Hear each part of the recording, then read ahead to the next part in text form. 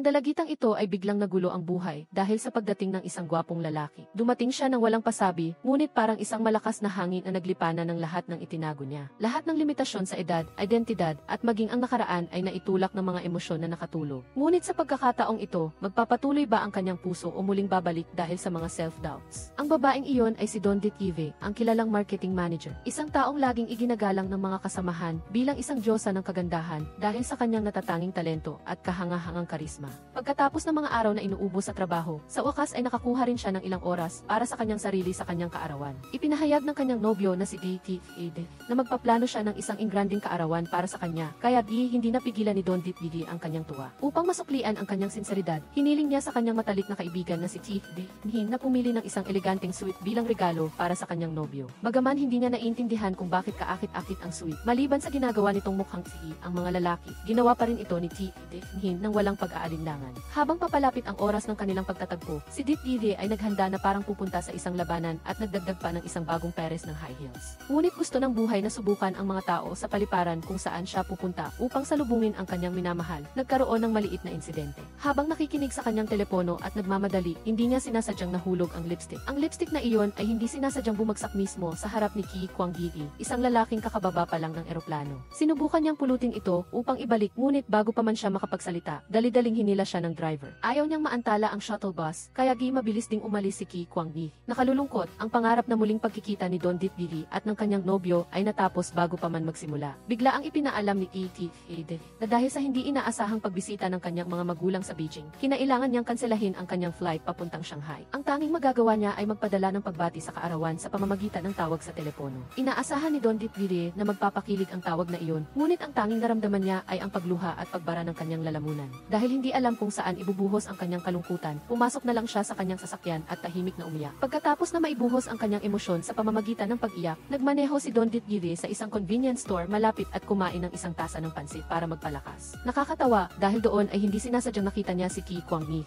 Nakilala agad niya ang babae na muntik na niyang ibalik ang lipstick, ngunit hindi nagawa. Nang sinubukan niyang lumapit upang ibalik ang ebidensya, muli siyang naging abala sa pakikinig sa telepono. Mula sa mga piraso ng pag-uusap na narinig niya, malinaw na naramdaman ni Ki Kwang-gi na ang babae sa harap niya ay maisirang puso, ngunit pilit na tinatago sa likod ng matatag na panlabas na anyo. Samantala, dahil ayaw niyang mag-alala ang kanyang ama, sinabi ni Don Ditkive na kakain siya sa labas kasama ang kanyang nobyo. Sa puntong ito, naubusan ng baterya ang kanyang telepono, kaya walang ibang pagpipilian. Hiniram niya ang telepono ni Ki Kwang-gi upang ipagpatuloy ang tawag sa kanyang ama. Sa pagmamasid sa isang marupok at magalang na si Don Ditkive na sinusubukang panatilihin ang kanyang imahe, hindi maiwasang maantig si Ki Kwang-gi. Nang makita ang kanyang maputlang mukha, kinuha niya ang huling lata ng coke at ibinigay sa kanya. Upang magpakita ng pasasalamat, kinuha ni Don Ditkive ang isang maliit na sample ng pabango na isang bagong produkto ng kanyang kumpanya bilang isang mataktikang regalo. Sa isang bihirang sandali ng pagiging determinado, malakas na humingi si Ki Kwang-gi ng kanyang numero ng telepono, ngunit mataktikang tumanggi si Ditkive. Kakabalik lang ni Ki Kwang-gi mula sa United Kingdom at nananatili siya ngayon sa bahay ng kanyang matalik na kaibigan na si Ki.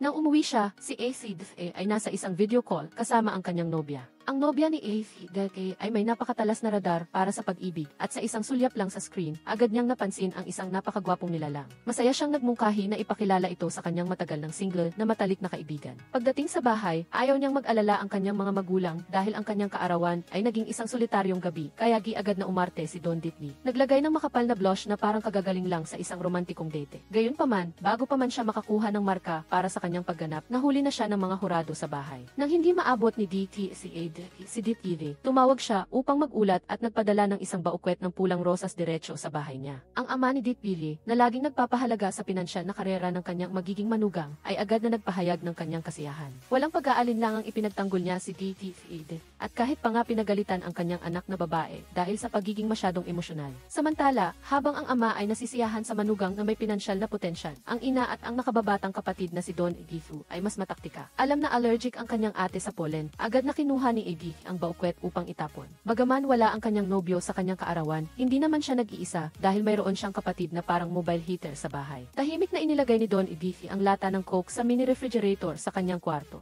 Hindi lang iyan, nagsulat din siya ng isang maliit na papel at maingat na inilagay sa pintuan ng kwarto para lang aksidenteng makita ng kanyang ate at mabigla. Nang buksan niya ang kabinet at nakita ang tahimik na regalo, hindi napigilan ni Don Ditbili na mapangiti. Kinabukasan, kinailangan ni Don Ditbili na magmadali sa opisina upang asikasuhin ang kaso ng brand ambassador na biglang nag-anunsyo na siya ay buntis. Ngunit hindi lang iyon ang problema, sa parking lot dahil sa kawalan ng atensyon, ang kanyang sasakyan ay aksidenteng humalik sa likod ng sasakyan ni Kire.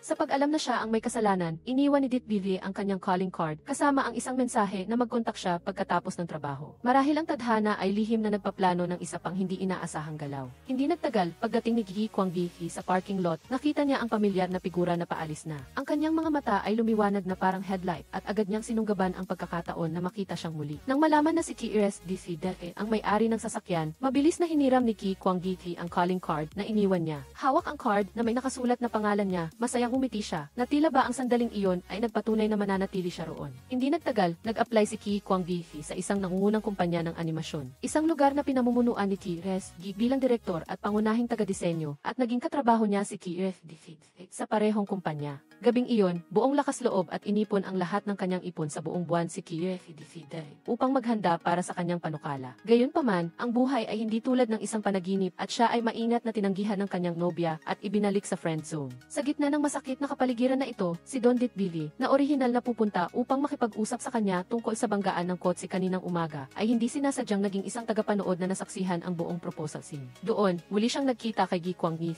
Si TRSDCSA, na may nadudurog na puso, ay nagsimulang ibuhos ang kanyang kapaitan sa pamamagitan ng pag-atake sa lahat ng mga kababaihan. Naiinis si Don Ditbili habang nakikinig sa mga komentaryo ng lalaking ito at hindi niya ito maaaring baliwalain. Tumayo siya at sinagot ito sa isang matalinong debate at siya ang nanalo, ngunit siya rin ay lasing. Kinaumagahan, nagising siya sa isang kakaibang silid ng hotel na may mga nagkalat na damit na parang isang battlefield. Halos napasigaw siya sa nakita. Tahimik niyang inayos ang kanyang mga gamit at umalis sa lugar. Nang pumunta siya sa isang convenience store upang bumili ng isang bagay na makakapagpainit sa kanyang tiyan, hindi inaasahang nakasalubong niya si T.E. Dithin. Sa mga sandaling iyon, lumitaw sa telepono ni Don Ditbili ang isang paanyaya na maging kaibigan sa WeChat mula kay Gi Kwanggi. Bagaman hindi pa tinatanggap ang paanyaya, mabilis niyang nahanap ang address ng kumpanya ni Don Ditbili. Samantala, masayang ipinost ni TRSG ang video ni Don Ditbili na lasing noong nakaraang gabi at bukas palad na ibinahagi ito sa buong opisina. Nang makita ang eksena, hiniling ni Gi Kwanggi kay TRSG na burahin ang video. Ngunit ang buhay ay hindi kasing dali ng pagpindot ng delete button. Nagbigay si TRSG ng kondisyon kung nais niyang protektahan ang imahe ng kanyang news. Kailangang tumulong si Gi Kwanggi sa pag-aasikaso ng mga nakabinbing gawain. Walang pag-aalinlangan, tinanggap ni Gi Kwanggi ang alok dahil para sa kanya, walang halaga ang masalimuot na trabahong ito kung kapalit naman ito ay ang kapayapaan para sa isang babae. Samantala, ang pamilya ni Don Ditbili ay isang pinagsamang pamilya. Si Ilan, ang bagong asawa ng kanyang ama, ay ang tunay na ina ni Gi Kwanggi. Isang araw, masayang ibinalita ni Ilan na ang kanyang anak na si AC Desu ay malapit nang umuwi mula sa ibang bansa. Nagmamadaling pumunta ang mag-ina sa supermarket para bumili ng iba't ibang pagkain upang maghanda. Walang hinala si Don Ditbili at hindi niya alam na ang pangalang AC Desu na tila inosente ay walang iba kundi si Gi Kwanggi. Sa gabing iyon, nagtipon ang pamilya sa isang masayang, masiglang kapaligiran maliban kay Don Ditbili. Pagkatapos kumain, mabilis siyang nagdahilan upang paalisin si Gi Kwanggi. Ngunit sa katunayan ay hinila niya ito sa labas upang tanungin ang tungkol sa halik kagabi. Sa isang tusong ngiti, hindi nag-atubili si Gi Kwanggi na magbiro na ikinapula ng mukha ni Don Ditbili. Ang totoo, maliban sa naging beer machine siya at nagmamadaling magsalita, walang anumang lumampas sa hangganan. Habang naglalakad ang dalawa at masayang nag-uusap, isang pares ng mga mata ang tahimik na sumasaksi sa eksenang iyon, si T.E. Lumalabas na pagkatapos ng hindi niya pagdalo sa kaarawan ni Don Ditbili. Dali-dali siyang sumakay sa flight mula Beijing patungong Shanghai upang sorpresahin siya. Sa pagkakataong ito, hindi niya pinagsisihan ang paghahanda ng buong trunk ng sasakyan na puno ng mga rosas. Ito ay isang kasawian na nang makita niyang patuloy na bumabahing si Don Ditbili nang walang kontrol, hindi pa rin niya napansin na siya ay allergic sa pollen. Sa kabaligtaran, buong pagmamalaki pang naisip ni T.E. na tama ang kanyang pinili na regalo dahil sinabi ng kanyang sekretarya na lahat ng babae ay mahilig sa bulaklak. Alam niyang hindi pa naghahapunan ang kanyang nobyo, kaya dinala niya ito sa isang malapit na restaurant. Sa malayo, sinundan ni Gi Kwanggi ang sasakyan na unti-unting nawawala at bahagyang dumilim ang kanyang mga mata, isang hindi malinaw na kalungkutan ang biglang kumalat sa kanyang puso. Nang gabing iyon, pagkapasok niya sa bahay, nakita ni Gi Kwanggi ang kanyang ina na masusing naglilinis sa kanyang silid. Nang makita ito, sinamantala niya ang pagkakataon na maingat na itanong ang tungkol sa relasyon ni Don Ditbili at T.E. Ang kanyang ina ay buong pusong nagkwento na 4 na taon na silang magkasama. Bagaman ang kanilang pag-ibig ay isang sitwasyon kung saan bawat isa ay nasa magkaibang lungsod at mas madalas magkita kaysa sa mga holiday, nanatili itong matatag. Bukod pa rito, ito, si DTCED ay napakagusto ng pamilya at sila ay nagpaplano na magpakasal sa taong ito. Pagkarinig nito, nanahimik lang si Ki Kwang-gite na parang may nagbuhos ng malamig na tubig sa kanyang puso sa gitna ng tag-araw. Pagkatapos umalis ng kanyang ina sa silid, tahimik niyang isinara ang pinto at sumandal dito. Biglang may binitiwang isang salita, ate. Naalala niya ang paalala ng kanyang ina na mula ngayon, huwag na niyang tawagin ang pangalan niya ng direkta sa bahay, kundi tawagin siyang ate. Sa kabila ng kanyang panlabas na anyo, bilang isang matagumpay na lalaki na may maayos na kamiseta at maingat sa pananalita, sa mata ng isang matalino, siya ay walang pinagkaiba sa isang mapagpanggap na lalaki na laging nagpapatao ng kanyang kalooban sa iba. Sa tabi ni Don Ditpili, ni minsan ay hindi siya nagbigay ng tunay na atensyon sa kanyang damdamin. Kahit na magkasama silang kumain, in-order lang niya ang mga paborito niyang pagkain nang hindi man lang isinasaalang-alang ang gusto ni Don Ditpi. Siya ay abala sa pagdiriwang ng kanyang tagumpay sa kaso at nag-order pa ng 2 set ng hilaw na combo. Dahil sa trabaho, mananatili si DTCED sa Shanghai sa loob ng ilang panahon. Plano niyang dalhin si Don Ditpi sa grand opening ng bagong tindahan ng isang mahalagang kliyente. Si DTCED ay diretsahang humiling kay Don Ditpi na magbihis ng mas ingrande at huwag maging kaswal tulad ng dati. Hindi masaya si Don Ditpi, ngunit wala siyang sinabi. Sa trabaho, sinadya siyang bigyan ng hirap ng kanyang superior. Ang libreng regalo sa produkto ay mayroon pa ring impormasyon ng dating brand representative na si Didi. Sa kabutihang palad, natuklasan ni Don Ditpi ang pagkakamali sa oras. Nagmadali siyang pumunta sa kanyang superior upang humingi ng pirma para ipa-revise ang print sa supplier, ngunit diretsahan siyang tinanggihan. Walang pagpipilian, kinailangan ni Don Ditpi na gumastos mula sa kanyang bulsa upang muling ipaprint ang mga regalo. Sa sandaling ito, tumawag si DTCED at sinabing mayroon siyang meeting sa kanyang mga kaibigan sa Pito-ihi at nais niyang samahan siya ni Don Ditpi. Ipinapaliwanag ni Don Ditpi na kailangan niyang mag-overtime, ngunit si DTCED ay sarkastikong nagpakita ng kanyang hindi pagiging masaya. Nang gabing iyon, hindi sinasadyang nakita ni Don Ditpi si Ki Kwang-gite at TFDF sa lobby ng kumpanya. Nang malaman na kailangan ni Don Ditpi na mag-overtime, nagdesisyon si Ki Kwang-gite na may plano sanang lumabas kasama ang kanyang mga kaibigan na manatili at tulungan siya. Dumating si Ki Kwang-gite sa harap ng kumpanya ni Don Ditpi at nakita siyang nakikinig sa musika, umiinom ng alak at sumasayaw. Hindi inaasahan ni Ki Kwang-gite na maaaring maging masaya ang pag-overtime. Para kay Don Ditpi, marahil ay isang sandali iyon na tila huminto ang oras. Ngunit si Ki Kwang-gite ay ganap na naakit sa kanyang kaibig-ibig na hitsura. Si Ki Kwang-gite ay nagbigay ng dahilan na hindi niya gusto ang mga maingay na lugar tulad ng mga bar at gusto lang niyang humanap ng tahimik na lugar upang uminom ng isang baso ng alak. Ang totoo, gusto lang niyang humanap ng dahilan upang makasama si Don Ditpi at mabilis nilang natapos ang pag-impact ng mga regalo. Sa sandaling iyon, dumating din sa opisina si TFD, isang empleyado sa ilalim ni Don Ditpi. Dali-daling itinago ni Don Ditpi si Ki Kwang-gite sa ilalim ng mesa at umalis kasama si TFD. Pagkatapos ihatid si TFD, mabilis na bumalik si Don Ditpi sa opisina. Nakatayo si Ki Kwang-gite sa itaas at nakangiting pinanood ang nagmamadaling figura niya. Mapaglarong biniro ni Ki Kwang-gite si Don Ditpi sa pamamagitan ng pagkunwari na nahimatay. Nadiskubre ni Don Ditpi ang biro at hinabol siya. Ito ay mga masasayang sandali at pagiging komportable na hindi niya naranasan kay Ditpi. Hinatid ni Ki Kwang-gite si Don Ditpi pauwi at bilang pasasalamat, nangako si Don Ditpi na ililibre siya ng pagkain. Agad na sinamantala ni Ki Kwang-gite ang pagkakataon at inanyayahan siyang maghapunan kinabukasan at iminungkahi na sabay silang umuwi mula sa trabaho simula ngayon. Pagka-uwi, nakatanggap si Don Ditpi ng tawag mula kay Ditpi. Lasing na siya at patuloy na sinisisi si Don Ditpi sa hindi pagdalo at sa pagpapahiya sa kanya sa harap ng kanyang mga kaibigan. Nanahimik na lang si Don Ditpi at tiniis ang lahat. Sa relasyong ito, tila siya ay laging naiiwan at binabaliwala, kabaligtaran ni Ditpi. Si Ki Kwang-gite naman ay tapat at mapag-alaga, kaya ipinagpaliban niya ang kanyang sariling trabaho para tulungan si Don Ditpi na mag-overtime. Sa gabi, matyaga pa rin niyang inaayos ang disenyo upang may abot ito sa kliyente kinabukasan. Ang superior ay sinubukan pa rin na gawing mahirap ang mga bagay para sa kanya. Alam niya ang likas na pagiging traidor ng superior, ngunit sa kanyang malawak na karanasan, hindi siya natakot. Napilitan ng lalaki na pirmahan ang hiling na bayaran ang gastos ni Don Ditpi. Pagkatapos ng trabaho, habang naghahanda sina Don Ditpi at Ki Kwang-gite na kumain, hindi sinasadyang nakita nila si Ditpi. Naisipagdiwang ni DTCED ang kanyang tagumpay sa kaso, kaya inanyayahan niya si Don Ditpi na maghapunan. Bagaman may nauna na siyang kadate na si Ki Kwang-gite, ayaw ni Don Ditpi na tanggihan si DTCED. Sa pagkilala sa mahirap na sitwasyon, mabilis na nagmungkahi si Ki Kwang-gite na sabay-sabay silang tatlo na kumain. Hindi magawang tumanggi ni DTCED at napilitang pumayat. Sa hapunan, sinadya ni Ki Kwang-gite na mag-order ng mga mamahaling pagkain. Gusto niyang bigyan ng leksyon si DTCED. Bagaman nairita, hindi naglakas loob si DTCED na ipakita ito sa harap ni Don Don Ditbili sa pamamagitan ng hapunan na ito. Lalo pang pinatunayan ni Ki Kwang Bike na hindi talaga mahal ni DT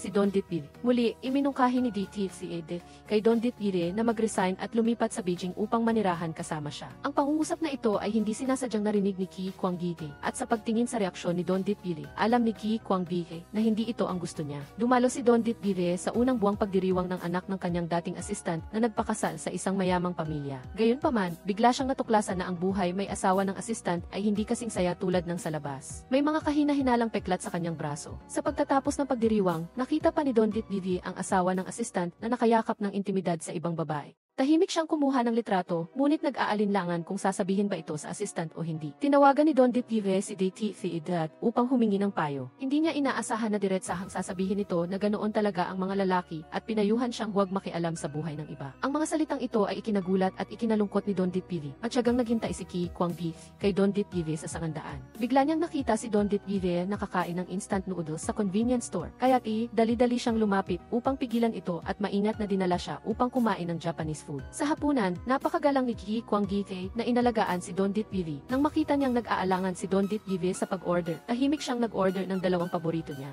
Kahit pa nagdesisyon siyang isuko ang kanyang paboritong unagi rice. Habang kumakain at masayang nag-uusap ang dalawa, tila bumuti ang pakiramdam ni Don Ditbili na ibang-iba sa kapag kasama niya si DT Ed. Pagkatapos ng hapunan, magalang na hinatid ni Ki Kwang Bike si Don Ditbili pa uwi. Nang makita ang kanyang maliwanag na ngiti, labis na nasiyahan si Ki Kwang Bike. Kinabukasan, biglang dumating si DT Ed sa bahay ni Don Ditbili. Nais niyang yayain siyang manood ng scene at partikular na pinapaalalahanan siyang magbihis ng maayos. Nagdala rin si DT Ed ng mga regalo para sa pamilya ni Don Ditbili. Ngunit napakababaw ng regalo niya. Ang sapatos na ibinigay niya kay Don DC ay masyadong malaki pa sa paa nito. Sa sinehan, naghanda si DT Ed ng isang ingranding proposal para kay Don Ditbili at inanyayahan pa ang kanyang mga kasamahan para sumuporta. Pinanood ni Don Ditbili si DT Ed na maihawak na baukwet ng mga rosas na unti-unting lumalapit sa kanya. Patuloy siyang bumabahing dahil sa allergy sa pollen, ngunit hindi man lang ito pinansin ni DT Ed. Nang makita si DT Ed na nakaluhod sa harap niya at may hawak na singsing, biglang nag-alangan si Don Ditbili, bagaman 4 na taon na silang magkasintahan. Hindi kailanman nagbigay ng tunay na atensyon si DT Ed sa kanya. Kahit ang kanyang allergy sa pollen ay hindi niya alam. Agad na tinanggihan ni Don Ditbili ang proposal ni DT Ed.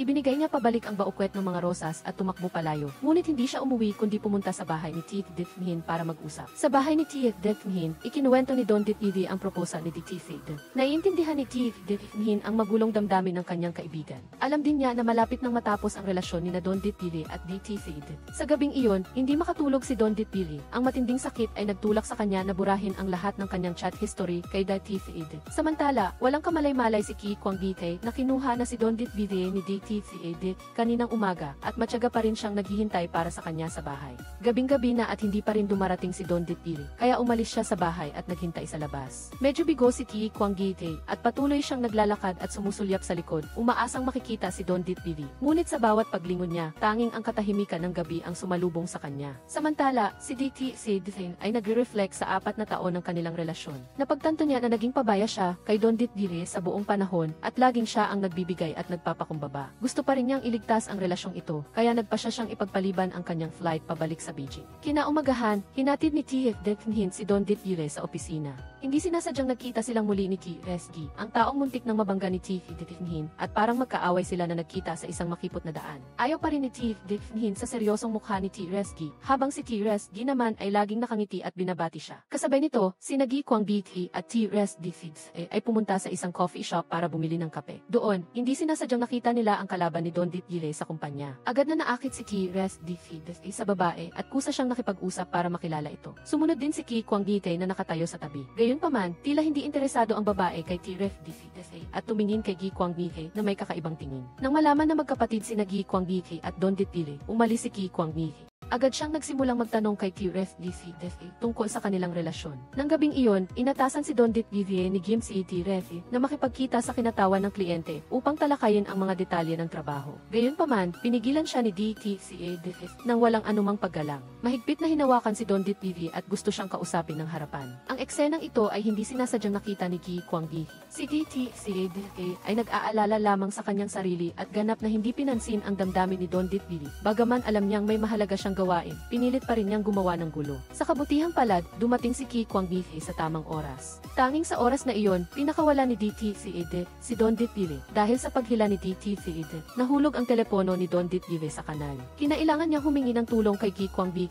na tawagan siya ng taxi. Pagkatapos niyang tawagan ng taxi si Don Ditpili, tahimik siyang sumunod sa kanya gamit ang kanyang motorsiklo hanggang sa hotel. Doon, binilhan niya ng bagong telepono si Don Ditpili at pinili pa ang isang cute na phone case. Pagkatapos, tahimik na umupo si Ki Kwang Gi malapit at masusing pinanood si Don Ditpili na nagtatrabaho. Naakit siya sa kanyang profesionalismo at pagiging focus. Ginamit ni Ki Kwang Gi ang kanyang talento sa pagpipinta upang gumawa ng isang karikatura para kay Don Ditpili at inilagay ito sa bagong telepono. Matyagang naghintay si Ki Kwang Gi hanggang sa matapos si Don Ditpili sa trabaho bago niya personal na dinala ang telepono sa kanya. Kung wala si Ki Kwang Gi, tiyak na hindi makakauwi si Don Ditpili upang magpakita ng pasasalamat. Nagpahayag si Don Ditpili ng kanyang pagnanais na gantimpalaan siya sa ibang pagkakataon. Ngunit hindi hahayaan ni Ki Kwang Gi na mawala ang anumang pagkakataon na makasama siya. Nagkunwari siyang gutom upang imbitahin siya ni Don Ditpili na kumain. Kaya, magkasama silang pumunta sa isang roadside barbecue restaurant. Habang kumakain, ibinunyag ni Don Ditpili na nakipaghiwalay na siya kay Dati si Edith. Nang marinig ang balitang ito, tuwang-tuwa si Ki Kwang Gi at kitang-kita sa kanyang mukha ang kasiyahan. Pagkatapos, sinabi niya kay Don Ditpili na buksan ang photo album sa kanyang telepono at pumili ng isang larawan para gawing wallpaper. Nang makita ni Don Ditpili ang karikatura na iginuhit ni Ki Kwang Gi para sa kanya, labis siyang natuwa. Dati, si Ki Kwang Gi ay nagtatrabaho bilang isang tutor sa ibang bansa. Ang kanyang estudyante na si A. Min, dahil sa kanyang napakababang grado, ay nagdesisyong bumalik sa kanilang bansa. Nakakabigla, pagbalik niya, pumunta siya sa mismong bahay ni Ki Kwang Gi. Ang sitwasyong ito ay lubos na ikinabigla ni Ki Kwang Gi at T-Ref Disit. Paano sila makakatira kasama ng isang babae? Nais ni Ki Kwang Gi na maingat na payuhan siyang lumipat at manirahan ng mag-isa. Ngunit si A. Min ay gumawa ng eksena upang makuha ang loob ni T-Ref. Sa huli, napilitan si Ki Kwang Gi na hayaan siyang manatili sa bahay sa loob ng 7 araw. Sa dressing room, hindi sinasadyang nakita niya si T-Ref na nakikipagkita sa kanyang nobya. Alam ni Don Ditpili na kung mabunyag ang relasyon ni T-Ref, malaking epekto ito sa brand. Kaya, nagpasya siyang tulungan itago ito at ibinigay pa niya ang kanyang employee card sa nobya ni T-Ref upang magkunwari itong crew member at magtago sa isang kahon ng props. Sa kasamaang palad, pinalibutan sila ng mga reporter na agad na nagbigay ng konklusyon na may hindi malinaw na relasyon sa pagitan ni Don Ditpili at T-Ref. Mabilis na kumalat online ang mga nakuha nilang larawan. Dahil dito, natuwa si Director Gren na laging may masamang hangarin at sinamantala ang pagkakataong siraan si Don Ditpili. Sa kabutihang palad, si Boss Frank ay pumabor kay Don Ditpili at sa kanyang direktor. Naniniwala siyang ito ay isang magandang pagkakataon upang makalikha ng pampublikong opinyon para sa paparating na kampanya sa marketing ng produkto. Nakipag-ugnayan din si Don Ditpili sa team ni T-Ref upang magkasamang linawin ang bagay na ito. Nakita ni Ki Kwang Gi ang balita online at ang mga malisyosong komento mula sa mga tagahanga ni T-Ref. Sa oras ng kagipitan, kailangang humingi si Don Ditpili ng tulong kay T-Ref. Sabay nilang isinagawa ang balakayo ng sikada. Nagsuot sila ng sunglasses at sombrero at tumakbo sa magkabilang direksyon. Siyempre, nalito ang mga reporter. Napagkamalan nila si T-Ref na si Don Ditpili at hinabol siya. Sa pagtakas, hindi sinasadyang nakasalubong ni T-Ref si T-Ref. Hindi niya maintindihan kung bakit sinimulan din siyang habulin ni T-Ref. Sa huli, kinailangan nilang magtago sa isang basurahan para takasan ang mga reporter. Malamang na tinamaan ng pag-ibig si T-Ref kay T-Ref sa unang tingin pa lang. Siya pa nga ay nagulat habang pinapanood itong naglilinis ng mukha. Hindi sinasadyang nakita ni Don Ditpili si Dati si Edith sa parking lot at tinanong siya nito tungkol sa relasyon niya kay T-Ref. Ganoon palagi si Dati si Edith. Sa tuwing may mangyayari, sinisisi lang niya si Don Ditpili nang hindi man lang nag-aalala sa damdamin nito. Nag-away sila at diretsahang sinabi ni Don Ditpili na makipaghiwalay na ikinagulat ni T-Ref. Sa mismong sandaling iyon, dumating ang mga reporter. Sa kabutihang palad, dumating si Ki Kwang Gi sa oras at hinila si Don Ditpili palayo. Hindi tulad ni DT Sidson, buong tiwala si Ki Kwang Gi kay Don Ditpili. Maaaring nagmamalasakit ka sa ibang tao at hindi mo kayang itago ang iyong emosyon, pero naniniwala ako na may maganda kang dahilan para gawin ito. Nangangamba si Don Ditpili na baka hanapin siya ng mga reporter at guluhin ang pamilya niya, kaya hindi siya umuwi. Kaya, hinatid siya ni Ki Kwang Gi sa baybayin. Sa loob ng sasakyan, nakatulog si Don Ditpili dahil sa pagod. Pagkagising niya, nakita niya ang magandang pagsikat ng araw. Nag-wish sila habang nakatayo sa harap ng dagat, nakatingin sa pagsikat ng araw. Nagpadala si DTCADF ng sulat mula sa abogado sa kumpanya ni Don Ditire na humihingi ng isang makatwirang paliwanag mula sa kanila. Sinadya pa niyang palakihin ang issue at sabihin na hindi ginagampanan ng kumpanya ang responsibilidad nito na naging dahilan para malaman ito ng lahat. Nakaapekto ito sa reputasyon ni Don Ditire. Ang mga empleyado sa kumpanya ay nagsimulang magbulungan sa likod niya. Nagalit si Boss Frank, ngunit sa kabutihang palad, naintindihan siya ni Director T. Ed. Alam niyang hindi ito kasalanan ni Don Ditire. Agad na sinamantala ni Aden Hinchit ang pagkakataong ito para magdagdag pa sa gulo at magdulot ng mas maraming problema sa kumpanya. Para protektahan si Don Ditire, inilipat siya ni Director T. Ed sa live stream department. Ito rin ang channel ng benta na planong tutukan ng kumpanya sa hinaharap. Ang paglipat na ito ay upang payagan si Don Ditire na maging pioneer at maglagay ng unang bato. Nagpa siya si Don Ditire na makipagkita ng harapan kay TCADF para hilingin sa kanya na bawiin ang sulat mula sa abogado. Gayunpaman, nagkaroon sila ng pagtatalo at muling matatag na iminungkahi ni Don Ditire na maghiwalay sila. Nanatili si DTCAD sa kanyang mapagmataas na saloobin at hindi pumayag kahit kaunti. Sa pagtingin sa saloobin ni DTCAD, alam ni Don Ditire na ang kanilang apat na taong relasyon ay talagang nagwakas na. Tinulungan ni Don Ibifi si Ilan na dalhin ang salted duck eggs kay Kikwang Beef. Nang makita niya ang mga damit ng babae sa labas ng bahay nito, inakala ni Don Ibifi na nakatira ito kasama ang kanyang kasintahan.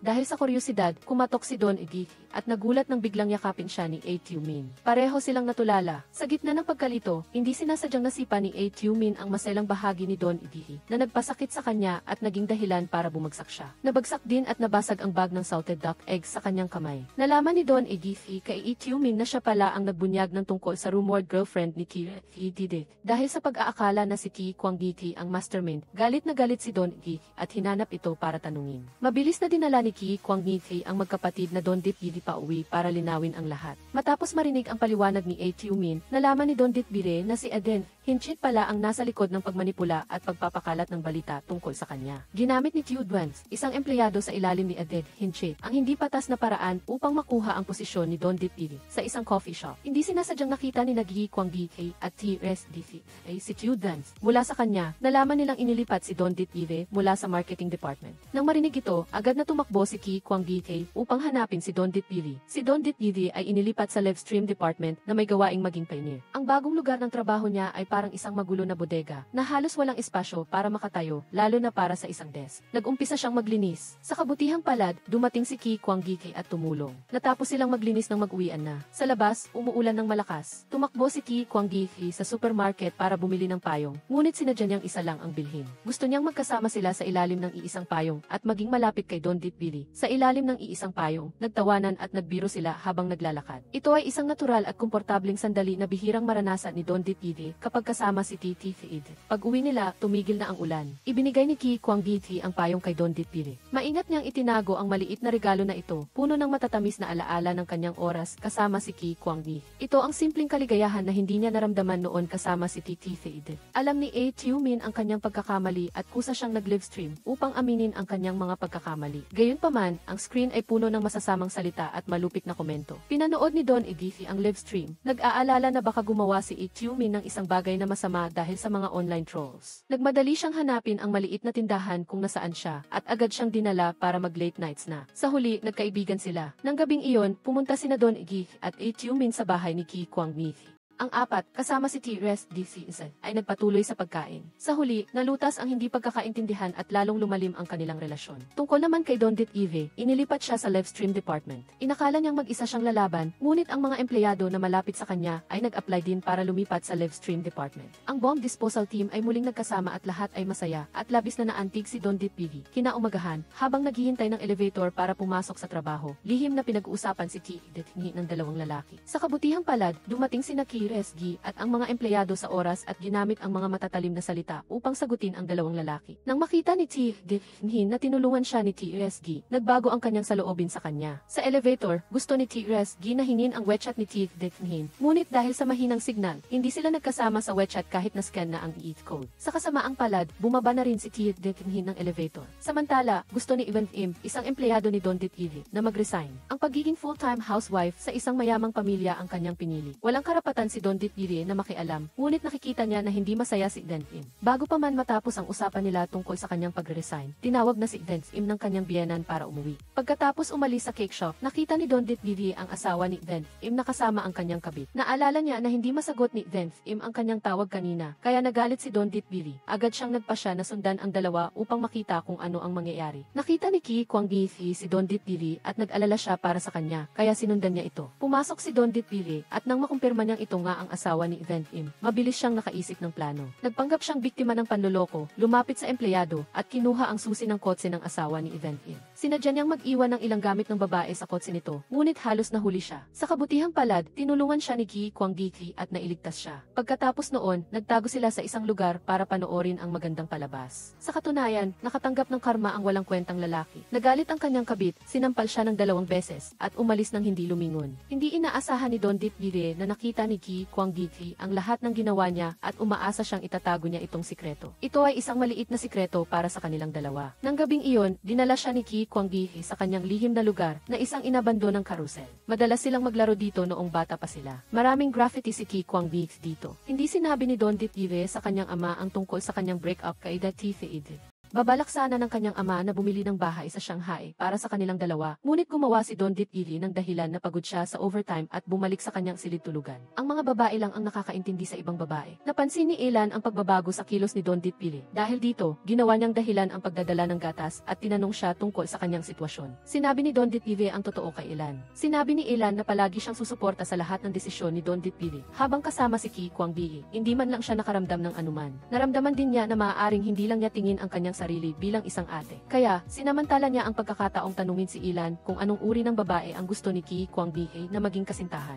Agad na sinabi ni Elan na sana ay magkaroon sila ng magandang ugnayan at magkaintindihan. Nag-isip si Don Ditbiri at nagpasya siyang panatilihin ang kanyang distansya kay Ki Kwanggithi. Nang gabing iyon, nakita ni Don Ditbiri ang WeChat message ni Ki Kwanggithi. Pagkatapos mag-alinlangan, nagpasya siyang huwag sumagot. Tinitigan ni Ki Kwanggithi ang kanyang telepono at medyo nadismaya nang hindi sumagot si Don Ditbiri. Kinaumagahan, nagkita sila sa elevator. Sa pagkakataong ito, mas malamig si Don Ditbiri kay Ki Kwanggithi. Hindi alam ni Ki Kwanggithi kung ano ang nangyari at nagpadala siya ng mensahe kay Don Ditbiri sa trabaho, ngunit hindi pa rin ito sumagot. Natuto si Ki Kwanggithi ng isang estratehiya na tinatawag na proactive attack mula kay Tireth.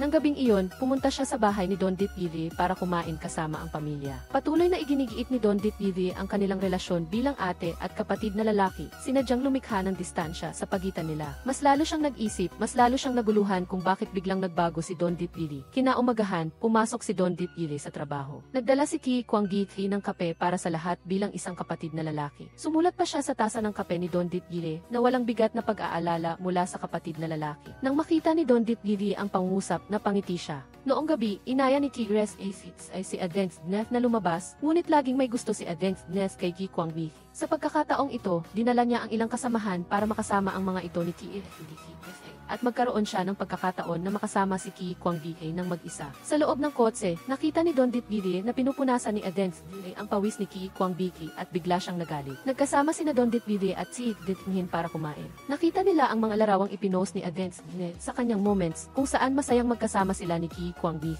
Lalo pang nagalit si Don Ditbiri, kaya tinanong niya ang dating playgirl na si Chi Ditnghin. Batay sa paglalarawan ni Don Ditbiri sa lalaki, minarapat niya na ang lalaki ay isang tiyanam, isang lalaking mukhang tapat pero pinaglalaruan ang damdamin ng iba, kaya naniwala si Don Ditbiri sa kanya at nagpasya na iwasan si Ki Kwanggithi. Sinadya niyang huwag sagutin ang mga mensahe nito na nagdulot upang maghintay ang kanyang nakababatang kapatid na lalaki malapit sa bahay ni Don Ditbiri. Sa huli, nagdaan sila sa isa na may panghihinayang. Sa pag-iisip, mas nagalit si Don Ditbiri, kaya nagpadala siya ng mensahe kay Ki Kwanggithi at binanggit ang tiyanam. Lalong naguluhan si Ki Kwanggithi. Pagkatapos, nalaman niya kay TFDF na pumunta si Don Ditbiri sa bahay niya kagabi, kaya tuwang-tuwa siya at tumakbo para hanapin ang kanyang ate. Sinubukan ni Don Ditbiri na itapon ang payong na binigay sa kanya ni Ki Kwanggithi. Sa kabutihang palad, dumating si Ki Kwanggithi sa oras para pigilan siya. Sa wakas, naintindihan na ni Ki Kwanggithi ang dahilan ng tampo ni Don Ditbiri. Kusa siyang nagpaliwanag sa kanya tungkol kay Adensnef na sinasabing tinulungan lang niya si TFDF sa isang bagay. Nalutas ang kanilang hindi pagkakaunawaan at nagkasama silang nanood ng scene at kumain, bumalik sa dating masayang estado. Narinig ni Don Ditvive si Advance Dines na nagyayabang sa mga kasamahan niya na inanyayahan siya ni Nag-Kiires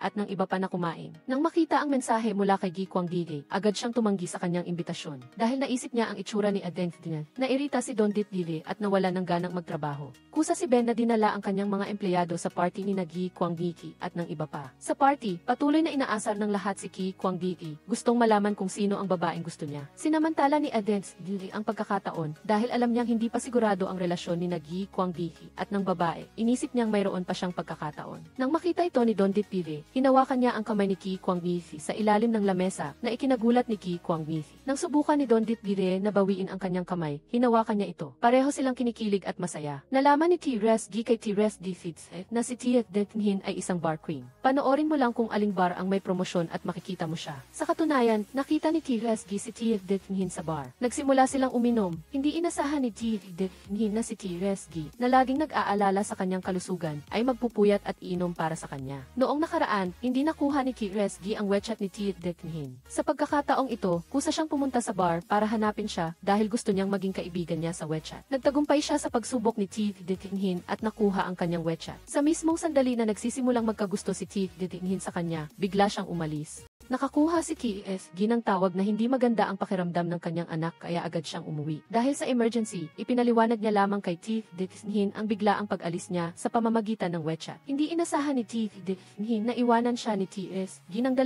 beses, kaya ang kaunting pagtingin na naramdaman niya ay naging galit. Nagkasama si Tia Dethin at Don Ditvive para kumain. Pareho silang galit sa kanilang naranasan, ngunit walang sinuman ang nagpaliwanag. Kahit ang paraan ng paghawak ng 2 matalik na magkaibigan sa sitwasyon ay pareho. Ano man ang i-text ni Res G at Gi Kwang Gige, hindi sila sumasagot at binura pa ang chat. Si Don Ditvive ay lihim na nag-livestream sa bahay sa gabi, nag-uusap tungkol sa mga sapatos na uso at naging isang sikat na influencer. Pagkatapos ng insidente ng paghawak sa kamay, ang kapaligiran sa pagitan ni Don Ditvive at Gi Kwang Gige ay naging kakaiba. Parehong nasasabik si Don Ditvive na makita si Gi Kwang Gige at nahihiya. Sa huli, si Gi Kwang Gige ay kusa na gumawa ng dahilan na magpahatid pa uwi at sumakay sa kotse ni Don Ditvive. Matapos magkasamang maghapunan ang pamilya, inanyayahan ni Gi Kwang Gige si Don Ditvive na magbasketball. Tahimik na tumayo si Don Ditvive sa tabi at pinanood siya. Nang makita ni Gi Kwang Gige ang anino ni Don Ditvive, mas lalo siyang naging masigasig sa paglalaro. Pagkatapos ng ilang sandali, ginawa ni Gi Kwang Gige na dahilan ang pagbili ng inumin para lapitan si Don Ditvive. Naubos niya ang baso ng lemonade ni Don Ditvive. Hindi na itinuturing ni Don Ditvive si Gi Kwang Gige bilang kapatid na lalaki at nagsimula siyang mahiya. May kaunting pagkakaintindihan sa pagitan nila. Tiningnan ni Gi Kwang Gige si Don Ditvive na nahihiya at mumiti ng matamis. Nakita ni A. Tumin ang recruitment information sa livestream ng kumpanya ni Don Ditvive, kaya gusto niyang hilingin kay Don Ibith na tulungan siyang makapasok. Hindi sinasadyang nakita niya si Don Ibith na nagli-livestream sa isang clothing store. Dahil gusto ni Don Ibith na panatilihing sikreto ni A. Tumin ang tungkol dito, kailangan niyang pumayag. Tungkol naman kay Don Ditvive, hindi niya gusto ang backdoor. Ngunit nakita niyang wala ng ibang pagpipilian si A. Tumin sa ngayon. Naawa siya ng kaunti kaya nagpa siya siyang bigyan ito ng pagkakataon. Siyempre, ang lahat ay depende sa magiging performance ni A. Tumin sa interview. Kasama sa mga nag-interview si Isnhu, ang kabit ng asawa ni Edenthim. Napakatalino ng babaeng ito at pagkatapos ng interview, direkta niyang sinabi kay Don Ditvive na nakita niya si Don Ditvive sa parking lot. Pinasalamatan din niya ito sa pagtulong sa kanya na makita ang totoong mukha ng walang kwentang lalaki. Naintindihan din ni Isnhu na kung hindi siya pipiliin ni Don Ditvive dahil kay Edenthim, lubos niya itong maintindihan. Umihip ang hangin kay Gi Kwang Gige habang nagbabasketball kagabi, kaya nagkaroon siya ng sipon. Nag-text siya kay Don Ditvive. Sinabi naman ni Don Ditvive ang tungkol dito kay Elan. Narinig ito ni Don Ditvive at nag-alala siya, kaya nagpa siya siyang bumisita kasama si Elan. Nagpanggap lang talaga si Gi Kwang Gige na may sakit para makita kung mag-aalala sa kanya si Don Ditvive. Nag-alala nga si Don Ditvive kay Gi Kwang Gige, pero nahihiya siya. Kaya nagkunwari siyang tumatawag sa iba at naghintay sa ibaba sa halip na pumasok. Sinabi ni Elan kay Gi Kwang Gige ang tungkol sa heartbroken na si Don Ditvive. Umaasang matutulungan niya itong makamove on.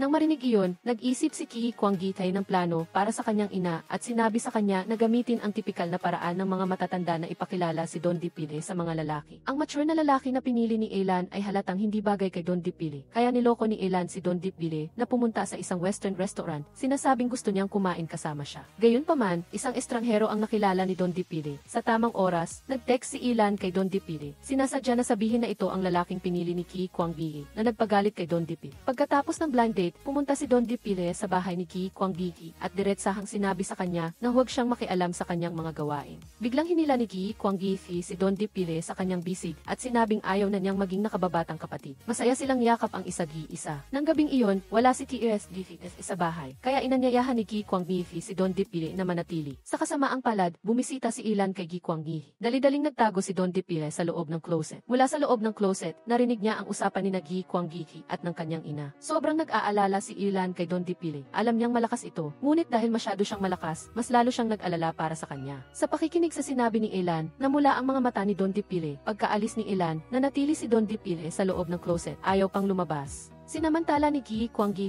ang pagkakataon na umupo sa closet kasama siya at umamin sa kanyang nararamdaman, umaasa na makasama siya sa hinaharap. Nang umalis si Don Dipile, niyakap niya ng mahigpit si Ki Kwang Bi at opisyal na silang naging magkasintahan. Nang gabing iyon, pag-uwi nila, nag-video call agad sina Don Dipile at Ki Kwang Bi. Siyempre, kapag in love ka, kahit saglit lang kayong magkahiwalay, parang ang tagal na. Nakahiga silang dalawa sa kanilang kama habang nagbi-video call. Ito marahil ang unang pagkakataon na naranasan ni Don Dipile ang matamis na kaligayahan na ito. Sa wakas, pagkatapos ng mga pagkakamali, natagpuan niya ang taong bagay para sa kanya. Para makaganti kay TSG, gumawa si TSG ng isang bote ng pabango na amoy dumi ng kalapati at ibinigay ito sa kanya. Ngunit sinubukan ito ni TSG, Ki Kwang Bi at ng iba pa, kaya ang buong kumpanya ay nabalot ng kakaibang amoy. Mula nang maging opisyal ang kanilang relasyon, sina Don Dipile at Ki Kwang Bi ay pumasok sa isang mainit na relasyon. Kinabukasan, pumunta pa si Ki Kwang Bi sa harap ng bahay ni Don Dipile para sunduin siya sa trabaho. Nakalabas na sana si Don Dipile, ngunit nang malaman niyang nandyan na si Ki Kwang Bi,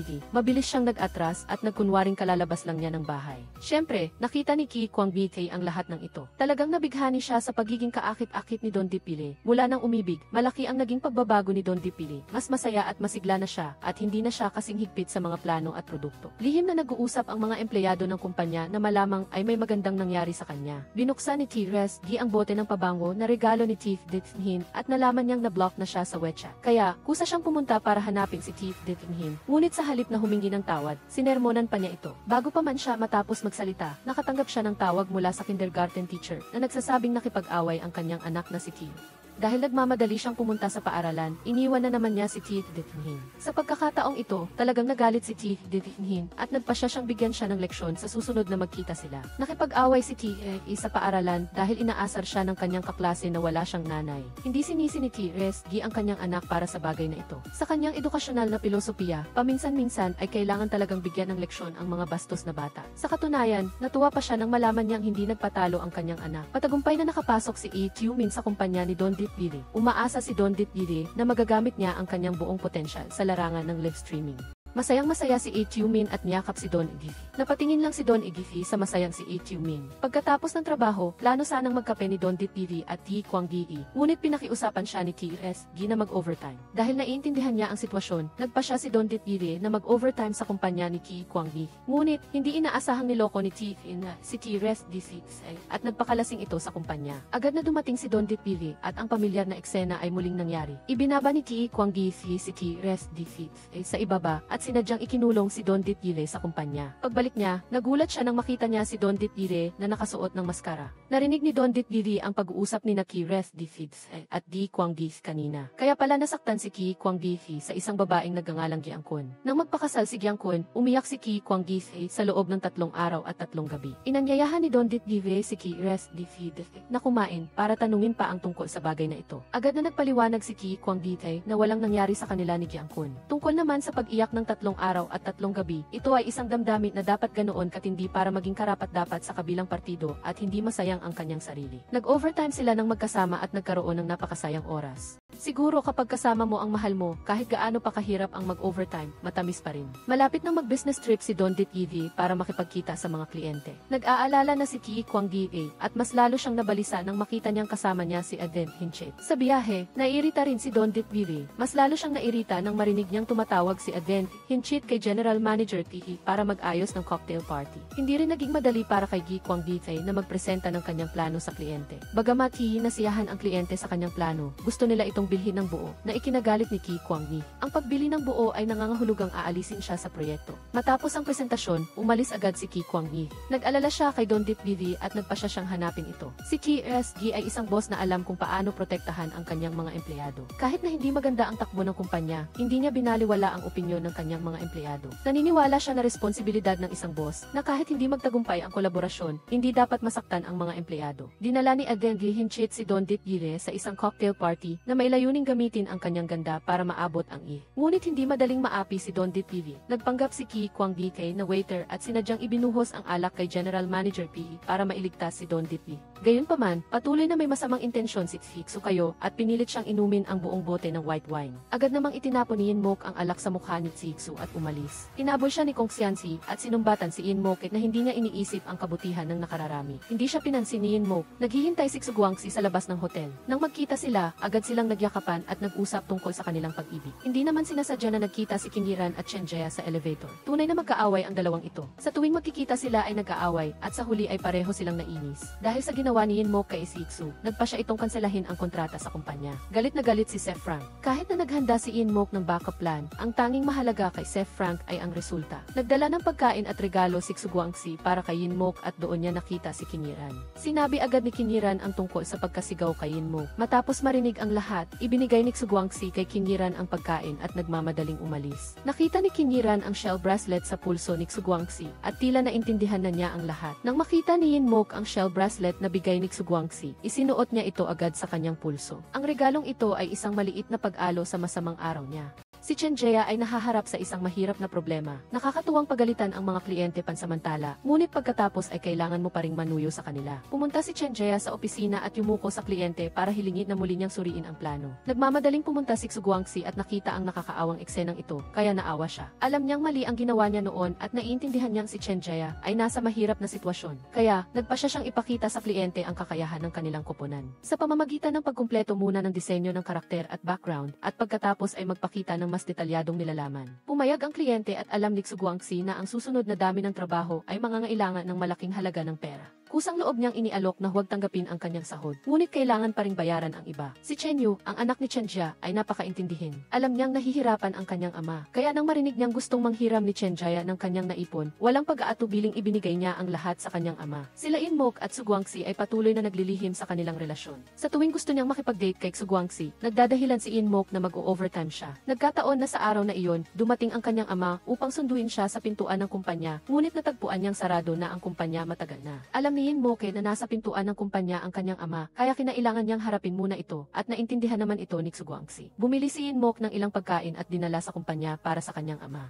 Narito ang kanyang ama upang ipagpilitan ang kasal, at gusto niya talaga si Lizilin bilang kanyang manugang, ngunit araw-araw ay abala si Inmok sa kanyang trabaho. Hindi tama na pabayaan niya ang kanyang relasyon kay Lizilin. Sinusuot ni Guangxi ang suit na ibinigay sa kanya ni Inmok at tinawagan siya. Ang damit ay napakaganda at akmang-akma. Habang nag-uusap sila, nagdala si Inyibo ng gatas para sa kanyang ate, kaya nagulat si Inmok. Sila Uro at Siak Xiaomian ay parehong nagtatrabaho sa departamento ni Inmok. Ang data para sa unang live stream ay malayo pa sa ngunit ang live stream ni Uro ay mas epektibo kaysa kay Siak Xiaomian. Nang makita ang performance comparison chart, nalungkot si Siak Xiaomian. Gayunpaman, ito ay simula pa lamang at hindi naman kaunti ang bilang ng mga nanonood sa kanyang live stream. Hangga't mayroong nanonood, magkakaroon ng pagkakataong maging bumibili. Sa ikalawang live stream, hindi makapapayag si Siak Xiaomian na malampasan ni Uro, kaya nag-order siya ng sarili niyang mga produkto. Bagamat nalampasan niya si Uro sa data, hindi maganda ang kalagayan ng balance ng kanyang bank account. Walang ibang paraan si Siak Xiaomian kundi humingi ng tulong kay Inyibo. Ngunit hindi maaaring ipaalam ni Inyibo sa kanyang pamilya na nagli-livestream siya, kaya diretsahan siyang tumanggi. Nakakita rin ng pag-asa si Guangxi. Nakuha nila ang proyekto ni General Manager Zeng dahil sa kanilang natatanging kakayahan. Sa wakas ay naging maaliwalas na ang panahon at nagpa siya si Chen Jia na ilibre ang lahat upang ipagdiwang ang matagumpay na pakikipagtulungan. Pagkatapos ng diskusyon, pinili nilang mag-camping. Plano ni Guangxi na samantalahin ang pagkakataong ito upang isama si Inmok at umarkila pa siya ng easy. Pagkatapos tanggapin ang imbitasyon, medyo kinabahan si Inmok. Nag-aalala siya na baka masyadong mabilis ang pag-unlad ng kanilang relasyon, ngunit ayaw niya itong tanggihan. Nagmamadali siyang nag-skincare at nag-exercise sa bahay upang maging nasa pinakamahusay na kondisyon sa pag-stayover kasama si Guangxi. Nakita ni Xiaxia Omian na malaki ang pagbabago kay Yin Moke kamakailan. Ramdam niya ang amoy ng pag-ibig at napagtanto niyang malamang na may bago si Yin Moke. Kaya pumunta siya upang kausapin si Yin Moke. Kung papayag si Yin Moke na turuan siya, sasabihin niya sa kanya ang sikreto ni Yin Moke. Hindi pa alam ni Yin Moke na nakipaghiwalay na ang kanyang ate kay Elizalyn. Hindi siya naniniwala na may iba ang kanyang ate, kaya nakipagpustahan siya kay Xiaxia Omian. Kung talagang may bago siyang boyfriend, magiging libreng live stream assistant siya ni Xiaxia Omian.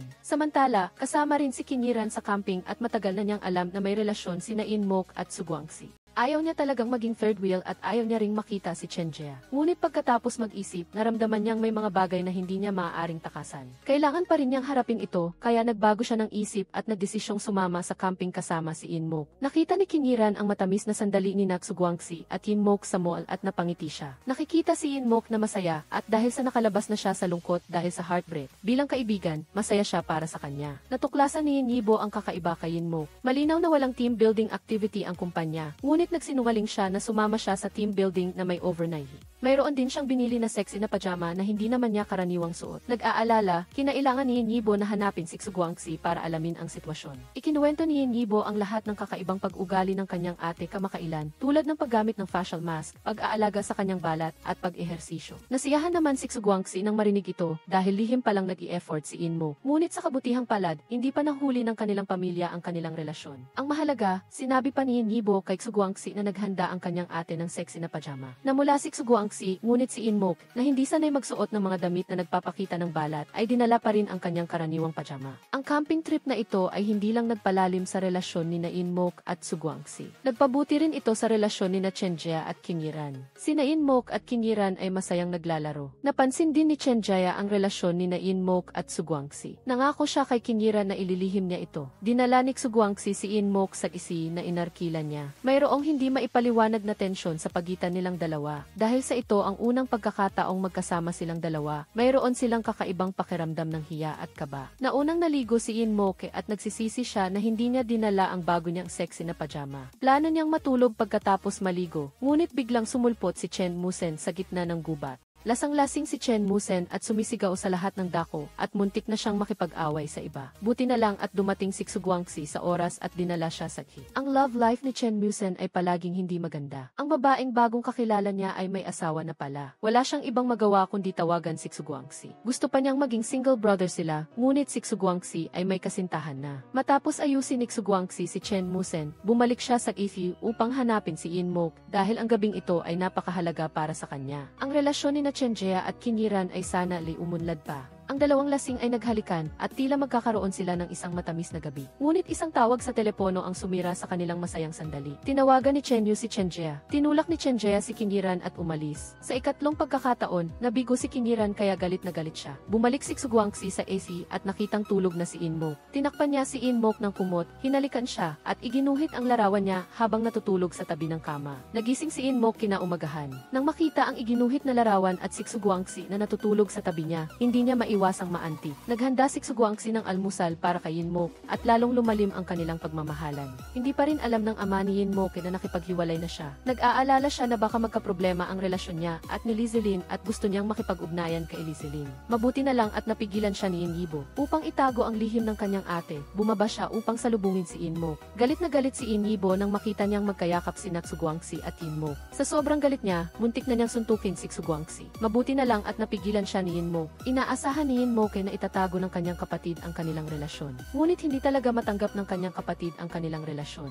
Nag-away ang magkapatid. Sa paningin ni Yin Yibo, ang kanyang ate ay nagiging palit-palit ng kasintahan. Para sa kanya, ang pagkakaroon ng relasyon ng kanyang ate sa kanyang matalik na kaibigan ay talagang isang dobleng dago. Sa gabi, kumakain ang buong pamilya. Palaging nakasimangot si Yin Yibo at sinasabi niya ang masasakit na salita kay Guangxi. Naunawaan ni Tita Lan na may problema sila. Nakita rin ng ama ni Yin ang kakaibang pag-ugali ng kanyang anak. Para sa kanya, si Guangxi ay isang taong may pag-unawa at mapagmahal sa magulang. Nag-away ang mag-ama at hindi sila kumain. Pumunta si Tita Lan kay Guangxi sa gabi at tinanong nagtatanong siya tungkol sa nangyari sa kanila ni Inibo. Nagsinungaling si Guangxi na nanalo siya sa basketball ng maraming beses kamakailan kaya siguro hindi masaya si Inibo. Naniwala naman si Tita Lan na hindi malaking bagay ang mga away ng magkaibigan. Sa gabi, nag-video call sina Inmok at Guangxi at nahuli sila ni Inibo. Muli niyang pinagalitan si Guangxi bago niya ibinaba ang tawag. Nagpadala si Inmok ng pera sa kanyang kapatid, umaasang itatago niya ang kanilang relasyon. Tinanggap ni Inibo ang pera, ngunit hindi niya pa rin matanggap na may relasyon ang dalawa. Nagkita ulit sina Chenjaya at Kiniran sa elevator papasok sa trabaho.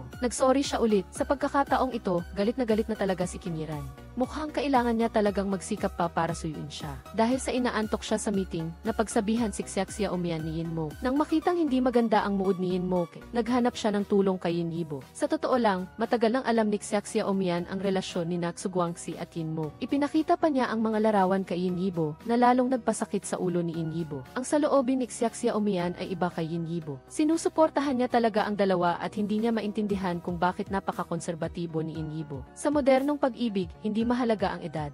Mababagsik ang mga salita ni Inibo. Hanggang di nabubuhay siya, hindi magiging sila. Bihira lang sunduin ni Inibo ang kanyang ate sa trabaho at ginagawa niya ito para pigilan ang relasyon nila ni Guangxi. Pinilit ni Inibo ang kanyang ate na umuwi. Maintindihin si Guangxi. Nang sunduin ni Inibo si Inmok mula sa trabaho, panatag na si Guangxi at hinayaan silang mauna. Dahil hindi niya makumbinsi si Inibo na tulungan siya, humingi na lang si Xiaxia Umian ng tulong kay Guangxi. Ibinunyag niya na nagli-livestream si Inibo at umaasang matutulungan siya ni Guangxi na kumbinsihin si Inibo na turuan siya sa pagbebenta sa livestream.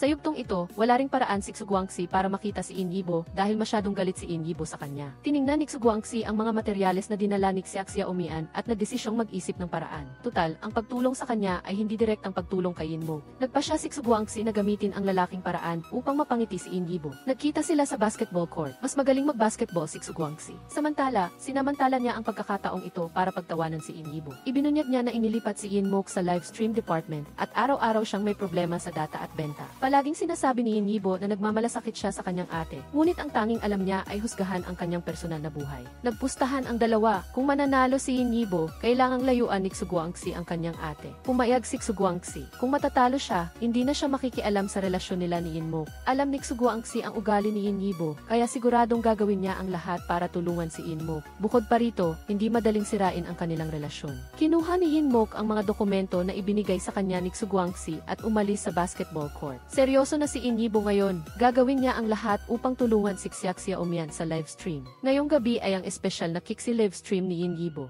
Maaaring mag-ingat si Inmok, kaya kailangan ni Inibo na maging kasama ni Xiaxia Umian para maging livestream assistant niya. Upang hindi mahuli ni Inmok, kailangan nilang makipagtulungan kay Guangxi upang lokohin si Inmok. Ngunit tiyak na panonoorin ni Inmok ang buong livestream. Wala siyang ibang magagawa kundi idirekta si Xiaxia Umian mula sa malayo. Ang performance ni Xiaxia Umian sa livestream na ito ay lampas sa inaasahan ng lahat. Hindi inaasahan ni Inmok na bigla siyang magiging matalino, kaya medyo nagduda siya. Habang inaayos ni Xiaxia Umian ang mga materyales at kumukuha ng mga regalo, nahulog ang kanyang headset sa sahig at nakita ito ni Inmok. Narinig ni Inmok ang boses ni Inibo sa headset at nagtataka siya. Sinundan niya ang boses patungo sa banyo, ngunit hinarangan siya ni Guangxi. Nang makita niya ang pagkabigla ni Guangxi, alam niyang mayroong itinatago, kaya bumalik siya sa livestream room. Nakita ni Inmok sina Inibo at Xiaxia Umian na magkasamang nagli-livestream. Ginamit niya ang kanyang account upang ipromote ang livestream ni Xiaxia Umian sa ilalim ng impluensya ni Guangxi. Nagpa siya si Inmok na subukan ang kakayahan ng kanyang kapatid. Gaya ng inaasahan, sa tulong niya, mabilis na tumaas ang data ng livestream at tiyak na maaabot nila ang target na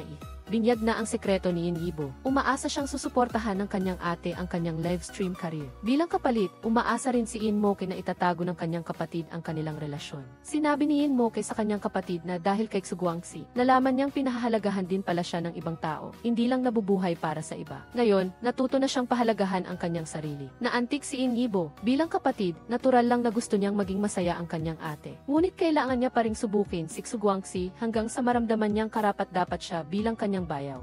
Narating ni Inmok at ng livestream department ang magandang resulta at natuwa si General Manager Zeng. Sa pagkakataong ito, nagpa siya si General Manager Zeng na makipagtulungan sa laro Hua Shijai upang ipromote ang mga bagong produkto ng kumpanya na magiging kapaki-pakinabang para sa parehong panig. Mabilis na nagkasundo at pumirma ng kontrata ang dalawang partido. Nagdulot ng kaguluhan si Chenyu sa perfume counter at nakita siya ni Kiniran. Inintay ni Chenyu si Chenjaya sa lobby. Nang makita niya si Chenjaya at Guangxi na magkasamang lumabas, tinawag ni Chenyu si Chenjaya na tatay. Dahil nakita ni Chenjaya si Kiniran, Kingiran, hindi siya makasagot at nagsinungaling na anak ito ni Guangxi. Nakita ni Xiaomian ang eksena at naniwala siya na totoo ito. Ikinuwento niya ito kay Yinmo. Naniwala si Yinmo kay Xiaomian at naisip niya ang sinabi ni Guangxi na may sorpresa siya para sa kanya sa Kixi Festival. Sa ngayon, mukhang magiging shock ito. Batay sa kanyang karanasan, hindi siya naloko ni Kingiran ni Chen Jia. Alam niyang anak ni Chen Jia ang bata at mali ang pagkakaintindi niya na nagtaksil si Chen Jia at siya ay hindi sinasadyang naging kabit. Kaya nagplano siyang gamitin ang Kixi Festival para makipag-date sa kanya para turuan siya ng leksyon. Talagang gusto ni Chen Jia si Kingiran. Nang makita niyang siya ang nag-imbitar, gusto niyang bumawi sa mga pagkakamali niya noon, kaya kailangan muna niyang iwan ang kanyang anak kay Guangxi. Ngayon, hindi lang kailangang itago ni Yibo ang lihim ni Yinmo, kundi kailangan din niyang tulungan si Guangxi na harapin si Tita Lan. Kahit napagod siya, nakatanggap naman siya ng 2 red envelopes na itinuring niyang isang maliit na kaaliwan. Inimbitahan ni Guangxi si Yinmo sa kanyang bahay. Alam ni Yinmo na may anak siya, ngunit wala si Guangxi balak na linawin ito. Habang papunta sa bahay ni Guangxi, medyo nag-aalala siya. Dumating si Yinmo sa ibaba ng apartment ni Guangxi at hindi niya nakita si Tita Lan sa likod. Nakita ni Tita Lan si Yinmo at direkta niyang pinindot ang passcode para pumasok sa bahay ni Guangxi. Pagkatapos, naaalala niya ang mga sinabi ni Yinmo kanina at tila nahulaan na niya ang isang bagay. Pagkatapos lang nalaman ni Yinmo na hindi pala anak ni Guangxi ang bata. Nang marinig niyang tinawag ng bata siyang ninong, nakahinga siya ng maluwag. Napansin ni Tatay Yin ang pagbabago sa relasyon ni Yinmo at Lizelin. Ngunit hindi niya alam na naghiwalay na sila, kaya lihim siyang nakipag-ugnayan kay Lizelin. Nahulaan ni Lizelin na hindi pa sinasabi ni Yinmo ang totoo sa kanyang ama. Kaya hindi niya rin sinabi ang totoo at sumunod na lang sa mga sinabi ni Tatay Yin. Gustong pumunta ni Kingiran sa bahay ni Chen Jia, ngunit gumawa si Chen Jia ng lahat ng paraan para tumanggi. May napansin si Kingiran na kakaiba kay Chen Jia. Sa wakas, napilit ni Chen Jia si Kingiran na sumama sa kanya sa bar. Nang makitang pumayag si Kingiran, nakahinga siya ng maluwag, ngunit hindi niya alam na may masamang balak si Kingiran. Pinag-amin ni Kingiran si Chen Jia sa kanya sa harap ng lahat sa plaza para hintayin ang oras na buksan ang fountain para mapahiya siya. Nahuli si Chen Jia sa bitat, naligo siya sa tubig na nagpatawa sa mga tao sa paligid. Sinabi ni Kingiran sa harap ng lahat na ang masasamang lalaki ay nararapat sa ganoong kahinatnan. Ang totoo, gusto ni Chen Jia na linawin sa kanya na hiwalay na siya at may anak at pakiramdam niya ay hindi siya karapat-dapat para sa kanya. Nang ma-realize niyang mahal niya talaga siya, hindi pa niya alam kung paano ito sasabihin, at mali na ang pagkakaintindi niya. Hindi nakinig si Kingiran sa kanyang paliwanag, tumalikod siya at umalis. Gustong makipag-date ni Xiaomian kay Yibo para na rin magpakita ng pasasalamat sa pagtulong niya sa kanyang livestream. Abala si Yibo sa pag-order ng paninda, kaya ayaw niyang makasama siyang kumain. Tinawagan ni Xiaomian si Yibo at nagkunwaring nasa panganib sa kanyang bahay. Naniwala si Yibo kaya nagmadali siyang pumunta sa bahay ni Xiaomian. Naghanda si Xiaomian ng maraming take-out na pagkain at may heart-shaped cake pa. Sa wakas, nagawa niya ang gusto niya para magpakita ng pasasalamat kay Yibo. Nang makita ni Yibo ang cake, akala niya ay birthday ni Xiaomian at nagplanong magsindi ng kandila at mag-wish. Pinaalalahanan siya ni Xiaomian para malaman niyang gusto pala nitong ipagdiwang ang Kixi Festival kasama siya at medyo nahiya siya. Matagal na naglakad pabalik-balik si Tita Lan sa harap ng bahay ni Guangxi. Ngunit sa huli ay hindi pa rin siya kumatok. Pag-uwi niya, hindi siya mapakali sa pag-aalala. Gusto niyang linawin ang bagay kay Tatay Yin, ngunit hindi niya alam kung paano sisimulan ang usapan. Pumunta si Chen Jia sa bahay ni Guangxi upang sunduin si Chen Yu na mahimbing na natutulog. Sina Guangxi at Yinmo ay parehong sumuporta sa kanya na ligawan si Kingiran. Sinasamantala ang huling sandali ng Kixi Festival, ipinakita ni Guangxi kay Yinmo ang mga larawan. Ang bawat pinaghandaang larawan ay mga sandali mula nang magkakilala sila hanggang sa magkaibigan. Lubos na nalunod si Yinmo sa kaligayahan. Dinala ni Chen Jia si Chen Yu sa trabaho at nakita niya si Kingiran sa lobby sa ground floor. Si Chen Yu ay maaaring ituring na godly assistant. Tinawag niya si Kingiran na mama sa harap ng maraming tao at umaasa siyang maging matapang si Chen Jia. Hindi siya pinansin ni Kingiran at pumasok siya sa elevator. Ito ang unang pagkakataon na dinala ni Chen Jia si Chen Yu sa kumpanya upang opisyal na ipakilala sa lahat. Si Chen Musen ay ang unang ninong, si Guangxi ang pangalawang ninong, at ang ibang mga empleyado ay nagulat ng husto dahil hindi nila inakala na matagal nang naglihim si Chen Jia. Nagkaproblema sa kontrata na nilagdaan ni Yinmo sa Huahua Shijai. Hindi inamin ng kabilang partido na lumagda sila sa kontrata. Ngayon, nakatanggap ang kumpanya ng liham mula sa abogado ng kabilang partido na humihingi ng kabayaran. Doon nalaman ni Yinmo na matagal nang umalis sa trabaho ang kanyang kontak kaya humantong sa ganitong resulta. Galit na galit si Seth Frank sa nangyari kaya kailangan na namang ayusin ito ni Yinmo. Naghanda si Guangxi ng birthday gift at cake para kay Tatay Yin. Siya at si Yinmo ay uwi upang ipagdiwang ang birthday ng kanyang ama. Ngunit hindi nila inaasahan na inimbitahan ni Tatay Yin si Lizelin. Ipinakilala ni Tatay Yin si Lizelin ng mayabang na ipinagmamalaki ang kanyang manugang na abogado. Plano ni Yinmo na linawin ang lahat sa kanyang ama. Mabuti na lang at pinigilan siya ni Guangxi. Kung hindi, siguradong magagalit si Tatay Yin. Pagkatapos ng hapunan, hatid ni na Inmok at Sugwangsi si Lizelin. Akala ni Lizelin ay nagsisisi na si Inmok, ngunit nang pumunta siya sa bahay, nalaman niyang hindi ito ang inaakala niya. Nagdahilan si Sugwangsi na hindi pa siya busog, kaya sumama siyang kumain kay Inmok. Napansin ni Inmok ang hindi magandang mood ni Sugwangsi. Plano niyang linawin ang lahat sa kanyang pamilya, ngunit gusto lang ni Sugwangsi na maging masaya siya at sinabi sa kanya na may mga bagay na hindi dapat minamadali. Sa gabi, pumunta si Tita Lan sa bahay ni Sugwangsi at tinanong siya tungkol sa kanyang girlfriend. Inamin ni Sugwangsi na mayroon siyang babaeng gusto, ngunit kailangan niya ng tamang oras para ipahayag ito. Hindi pinilit ni Tita Lan si Sugwangsi, umaasa lang siya na tratuhin niya ng mabuti ang babae, at huwag siyang maging tulad ng kanyang irresponsableng ama noon. Nakita ni Sugwangsi ang ekspresyon ni Tita Lan at nahulaan niya na alam na nito ang tungkol sa kanila ni Inmok. Plano niyang sabihin kay Inmok ngunit ayaw niyang mag-alala ito, kaya siya na lang ang nagtiis mag-isa. Ang kumpanya ni Inmok ay idinemanda ang Huahua Shijay. Gusto ni Lizelin na samantalahin ang pagkakataong ito, kaya tinanggap niya ang kasong ito. Hindi inasahan ni Inmok na ang trabaho na sinasabi ni Lizelin na gagawin niya sa Shanghai ay ang bagay na ito. Kahit pa dating magkasintahan sila, ngayong nagtatrabaho sila ng magkasama, hindi maiiwasan ang awkwardness. Hindi pa alam ng mga dating empleyado na sumama kay Inmok na naghiwalay na sila. Masaya pa nga sila na bumalik siya para tumulong. Kinuhaan ni Xiaxia Omian ang kanilang litrato habang nagtatrabaho at sinadya niyang i-post ito sa Moments. Nagalit si Sugwangsi nang makita ang post, hindi niya matawagan si Inmok, kaya nagmamadali siyang umalis sa trabaho para hanapin siya. Nang bumaba siya, nakita niya si Inmok na natutulog sa sofa sa lobby. Tiningnan ni Sugwangsi si Inmok na tumatango-tango at nakahinga siya ng maluwag. Umupo siya sa tabi nito at sumandal ang ulo ni Inmok sa balikat niya. Nakita ni Lizelin ang matamis na sandali ni Inmok at Sugwangsi. Ang kanyang mga mata ay nagpakita ng galit at hindi pagsuko. Sa pagkakataong ito, kukunin niya si Inmok pabalik. Sina Inmok at Sugwangsi ay kumain sa convenience store. Sinasamantala ang pagkakataong ito, sinabi niya na pumunta si Lizelin sa kumpanya para tulungan siya sa kaso at nangako na magkakaroon lang sila ng professional na relasyon at walang iba pang ugnayan. Tiningnan ni Sugwangsi si Inmok habang seryosong nagpapaliwanag at napangiti. Hindi naman siya ganoon kaliit ang puso. Bukod pa rito, tiwala siya sa kanilang relasyon.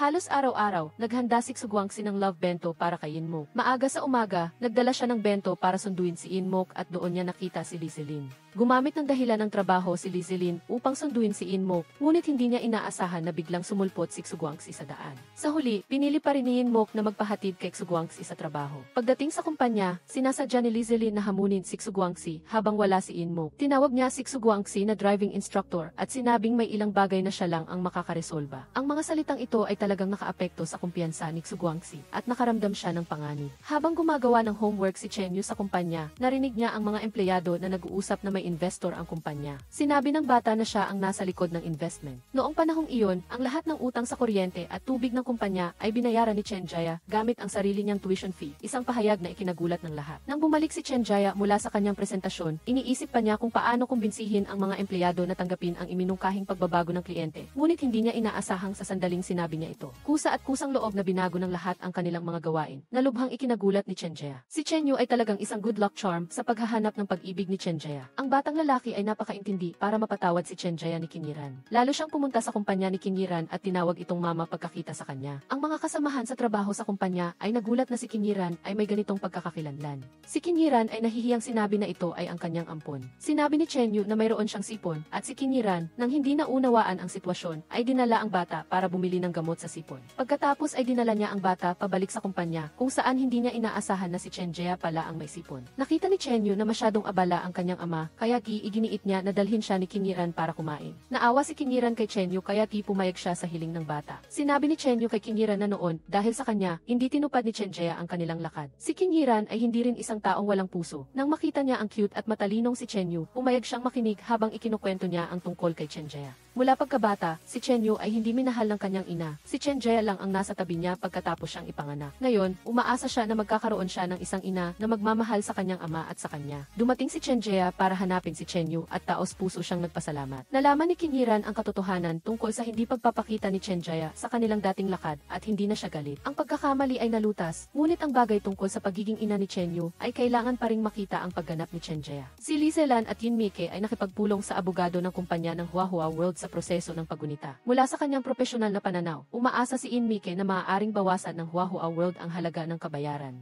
Alam ni Inmike na magkaiba sila ni Lizelan sa pananaw sa mga bagay-bagay sa esensya, kaya hindi na siya nagsalita pa. Dahil dito, pinigilan din ni Lizelan ang kanyang pagiging mainitin ang ulo. Nagplano si Inmike na umuwi kasama si Xuguangxi pagkatapos ng trabaho. Si Lizelan, na sanay sa mga bagay-bagay, ay sinadyang gamitin ang dahilan ng pag-uusap tungkol sa trabaho para panatilihin si Inmike na mag-overtime kasama niya. Sinadya rin niyang pumunta sa isang malayo na lugar para bumili ng paboritong pagkain ni Inmike para mas matagal pa siyang makasama. Habang bumibili ng pagkain, nakita ni Lizelan si Xuguangxi na naghihintay kay Inmike sa lobby ng unang palapag. Sinadya siyang lumapit at bumati. Sinabi kay Xuguangxi na kailangan mag-overtime ni Inmike kasama siya. Hindi na niya kailangang maghintay pa, nagsalita pa siya ng kung ano-ano. Ang ibig sabihin ay ang pagiging magkasama ni Inmike at Xuguangxi ay pansamantala lang. Darating ang panahon na tiyak na babalik pa rin si Inmike sa kanya at ang mahalaga, siya ang good guy sa mata ng pamilya ni Inmike. Si Xuguangxi ngayon ay hindi pa rin maaaring magpakilala sa harap ng pamilya. Siya ay nananatiling nakababatang kapatid ni Inmike. Pinigil ni Inmike ang kanyang galit. Ang natitirang kaunting pag-iisip ay pumigil sa kanya na gumawa ng anumang labis kay Lizelan. Pagkatapos mag-overtime, hindi makontak ni Inmike si Xuguangxi at siya ay labis na nababalisa.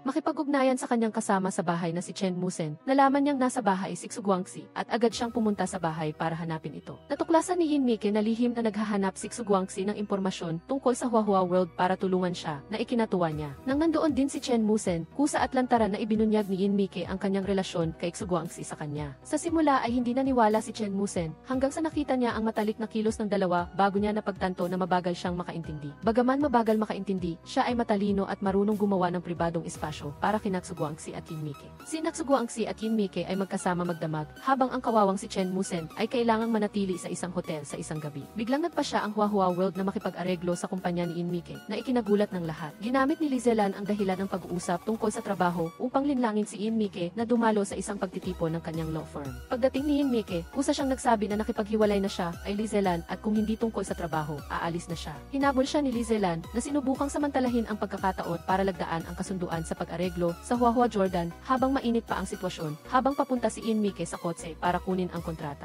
Nadala si Inmike sa plano, sumakay siya sa kotse ni Lizelan, ngunit hindi kaagad inilabas ni Lizelan ang kontrata. Sa halip, nagsalita siya tungkol sa kung gaano siya nagsikap para pumayag ang kabilang panig na makipag-areglo. Pumayag siyang maging legal consultant ng Huahua World at bawasan ang bayad sa serbisyo ng kalahati. Sinabi niya na babalik siya sa Shanghai para magtrabaho at umaasa siyang babalik sa dati ang lahat, kasama na ang kanilang relasyon ni Inmike. Sa kabilang banda, nalaman ni Xuguangxi mula kay Kinira na matagal nang hinahanap ni Inmike si Lizelan at hindi siya makontak. Lahat ay nag-alala at ipinadala ni Kiniran ang address kay Xuguangxi. Pinahiram siya ni Chen Jaya ng kotse at mabilis na pumunta si Xuguangxi para hanapin si Inmike. Sa pagkakataong ito, handa na si Lizelan, kinuha niya ang family register mula sa ama ni In at diretsong dinala si Inmike para magpakasal. Nagalit si Inmike, sa wakas ay napagtanto niya na siya at si Lizelan ay kabilang sa dalawang magkaibang mundo. Iniling niya kay Lizelan na itigil ang sasakyan, ngunit hindi siya pinakinggan ni Lizelan. Tamang-tama, tumawag si Xuguangxi at galit na inihagis ni Lizelan ang telepono ni Inmike sa likod ng upuan. Habang dinidampot ni Inmike ang telepono, nag-away sila at sa huli ay naaksidente sa kotse. Sa kabutihang palad, naisugod sila sa emergency room sa tamang oras at si Inmike ay nagkaroon lamang ng kaunting pinsala. Pagkatapos malaman ang balita, agad na nagmadali sina Kiniran at Chen Jaya sa ospital. Si Father Yin at Tita Lan ay dumating din sa ospital pagkatapos malaman ang balita. Tamang-tama, narinig nila si Inmike na sinasabi sa pulis na nag-imbestiga sa sitwasyon na si Xuguangxi ang kanyang kasintahan. Nagalit si Father Yin at nawala ng bait na sinasabing walang karapatan si Xuguangxi na pakasalan si Inmike dahil wala itong kotse, bahay o ipon. Nang makita ito ni Inmike, ipinaliwanag niya kay Xuguangxi at sa huli ay sinabi niya ang kanyang sama ng loob sa kanyang ama. Mula noon, siya ay palaging naging masunuring anak na babae sa kanyang ama, ngunit hindi kailanman inisip ng kanyang ama kung siya ba talaga ay masaya. Hindi na kontrol ni Father Yin ang kanyang damdamin at sinubukan niyang saktan si Xuguangxi, ngunit si Inmike ang kanyang tinamaan. Nang makita ito ni Tita Lan, agad niyang inalis si Father Yin. Masakit na tumingin si Xuguangxi kay Inmike at sinabi sa kanya na anuman ang mangyari, hindi niya ito hihiwalayan. Walang balak si Inmike na habulin ang insidente. Alam din niya na si Lizelan ay isang abogado at hindi maaaring magkaroon ng criminal record, kaya itinuring niya itong isang normal na aksidente sa trapiko. Hindi inaasahan ni Kiniran na si Lizelan ay napakasama, pinilit si Inmike na magpakasal. Pinagsabihan niya si Lizelan sa ospital. Sa puntong ito, nagpasya si Inmike na siya mismo ang magpapaliwanag sa kanyang ama. Umaasa siya na ang kaligayahan na hinahabol niya ay matatanggap ng kanyang ama. Tumayo si Yin Mike sa labas ng pinto at sinabi sa kanyang ama na siya ay matatag sa kanyang kasalukuyang desisyon at umaasa na makukuha niya ang kanyang suporta. Tulad ng dati, naghanda si Tita Lan ng mainit na gatas bago matulog para kay Yin Mike. Samantala, sinamantala niya ang pagkakataon na kausapin si Yin Mike. Sa simula, hindi rin matanggap ni Tita Lan ang relasyon ni Yin Mike at Su Guangxi. Ngunit ang nais lang niya ay maging masaya ang kanyang mga anak at kung seryoso si Yin Mike at Su Guangxi sa isa't-isa, susuportahan niya sila. Hindi mahulaan ni Yin Mike ang kinabukasan. Ngunit siya ay sigurado na sa kasalukuyan ay gusto niyang patuloy na maglakad kasama si Su Guangxi. Nang marinig niyang sinusuportahan siya ni Tita Lan, niyakap niya ito. Kahit na hindi siya ang tunay na ina niya sa mga nakaraang taon, salamat kay Tita Lan, siya ay napakasaya. Para mapanatag ang loob ng kanyang ama, nagpa siya si Yin Mike na lumipat muna sa labas ng ilang araw. Sa simula, balak niyang manatili muna sa bahay ni King Yiran, ngunit inanyayahan siya ni Su Guangxi na manirahan kasama niya. Sa ganitong paraan, maaari niyang makasama si Yin Mike at makita ni Father Yin ang kanilang determinasyon. Sa huli, formal na magkasamang nanirahan sina Yin Mike at Su Guangxi. Ang unang hakbang ay sama-sama silang bumili ng mga gamit sa bahay. Isang bagay ang magkokontrol sa isa pang bagay, kaya kailangan pa rin ni Father Yin ang tulong ni Tita Lan. Nagpa siya si Tita Lan na ipaubayan na kay Father Yin ang lahat ng maliliit at malalaking gawain sa bahay, at hindi na siya nagluto pa. Natulog si Yin Mike sa kwarto ni Su Guangxi. Nauna nang inihanda ni Su Guangxi ang lahat para sa kanya, kahit sa banyo ay puno ng mga gamit niya sa skincare. Para makatulog ng mahimbing si Yin Mike, nag-iwan pa siya ng mainit na gatas sa tabi ng kama. Dinala ni Su Guangxi ang kanyang unan sa sala at doon natulog sa sahig. Ngayon, sumasakit na ang ulo ni Su Guangxi dahil hindi niya alam kung paano mapapabuti ang relasyon nila ng kanyang biyenan, kaya humingi siya ng tulong kay Chen Jia. Masayang pumayag si Chen Jia na tulungan siya pagkatapos maghiwalay sina Lizelan at Yin Mike. Ang kaso sa pagitan ng kumpanya ni Yin Mike at ng Huahua World ay kailangang simulan muli at si Director Zeng ay nagbitiw dahil dito. Nalungkot si Yin Mike, sa mga nakaraang taon, si Director Zeng ay laging naging gabay at huwaran niya sa trabaho. Ngayon, biglang nagbitiw si Director Zeng at mayroon pang traidor na si Kong Xiansuan, kaya ngayon ay kailangan ni Yin Mike na lumaban ng husto. Napakaswerte ni Yin Mike dahil mayroon siyang isang grupo ng mga empleyado na handang lumaban sa tabi niya. Sinabi ni Xiaxia Omian ang bagay na ito kay Yin Yibo, umaasang makakatulong din si Yin Yibo. Inimbitahan ni Su Guangxi si Chen Jia at Chen Musen bilang mga tagapayo at doon niya nakasalubong si Yin Mike. Mabilis na tumatakbo si King Yiran, Xiaxia Omian at Yin Yibo. Nagpa siya silang magkita sa isang coffee shop upang talakayin kung paano mapapabuti ang relasyon sa biyenan. Lahat ay nagbigay ng ideya para sa magkasintahan na sina Su Guangxi at Yin Mike. Sina Chen Jia at King Yiran ay nagbigay ng mga medyo kapaki-pakinabang na payo. Sa pakikitungo sa mga matatanda, hindi dapat gumamit ng matinding paraan, kundi dapat alamin ang kanilang mga gusto. Bukod pa rito, dapat ding makita ni Father Yin na talagang minamahal ni Su Guangxi si Yin Mike. Sa ganitong paraan, makukumbinsi siyang ipagkatiwala ang kanyang anak na babae sa binata. Ang unang hakbang para mapabuti ni Su Guangxi ang relasyon sa biyenan ay ang matuto magluto mula sa kanyang ina. Ginawa niya ang pagkakataong naliligo si Yin Mike para maghanda ng masaganang hapunan. Humingi siya ng tulong kay Yin Mike na tikman ang bawat ulam, na bawat isa ay mailasa ng pagluluto ni Tita Lan. Nagustuhan ito ni Yin Mike at Yin Yibo. Sa araw, lihim na nag-livestream si Yin Yibo ng mga produkto ni Yin Mike sa bahay. Umaasang makakatulong siya sa kanyang ate na madagdagan ang mga manonood. Ngunit nahuli siya ng kanilang ama, na labis na nagalit, iniisip na si Yin Yibo ay naghahanap buhay sa pamamagitan ng live streaming at hindi seryoso sa kanyang pag-aaral. Nang si Yin Yibo ay pinagsasabihan ng kanyang ama, dumating si Tita Lan sa bahay at nang marinig ang pag-aaway, nagmadali siyang mamagitan.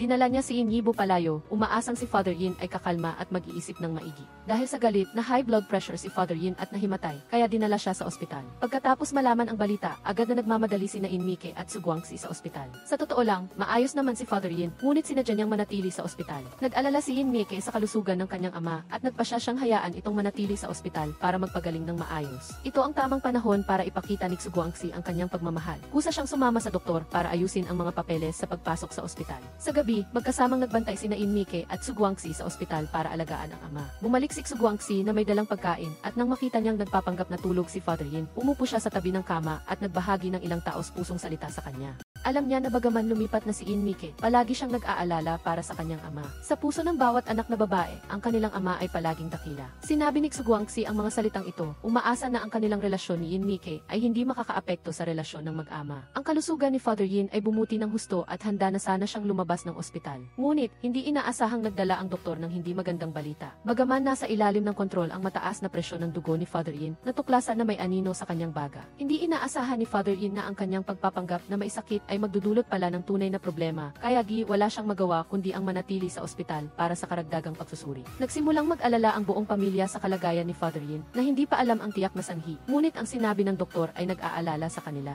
Habang nasa ospital si Father Yin at nag-o-overtime si In Mike, ang responsibilidad sa pag-aalaga sa kanya ay napunta kay Xu-Guangxi. Sinadya rin ni Tita Lan na bigyan ng pagkakataon ang kanyang anak dahil lubos siyang nagtitiwala dito. Samantala, araw-araw ay sinasadya ni Father Yin na pahirapan si Xu-Guangxi. Sa totoo lang, alam niyang mabuting lalaki si Xu-Guangxi, ngunit hindi siya sigurado kung magiging mabuting manugang ito. Itinuring niya itong isang pagsubok para kay Xu-Guangxi. Inalagaan ni Xu-Guangxi si Father Yin ng buong puso, bukod pa sa paghahanda ng iba't ibang uri ng pagkain para sa kanya. Binili rin niya ang lahat ng resulta ng pagsusuri mula sa doktor at maingat na nagtanong. Sa gabi, umupo siya sa pasilyo ng ospital at tinitingnan ang mga resulta ng pagsusuri. Lumabas si Father Yin sa kwarto at nakita niya si Xu-Guangxi na natutulog ng mahimbing at nakita rin niya ang mga resulta ng kanyang pagsusuri sa kamay nito. Sa huli, ang puso ng tao ay gawa sa laman at dugo. Kahit na ang bibig ni Father Yin ay mapait, ang kanyang puso ay malambot. Nakita niya ang lahat ng ginawa ni Xu-Guangxi sa mga nakaraang araw. Dumating si Yin Mike sa ospital ng maaga na may dalang pagkain at hindi sinasadyang narinig ang pag-uusap sa pagitan ng kanyang ama at ni Xu-Guangxi. Sa totoo lang, palagi siyang mahal ni Father Yin at alam niyang si Yin Mike ay palaging mabait at matalino mula pa noong bata siya.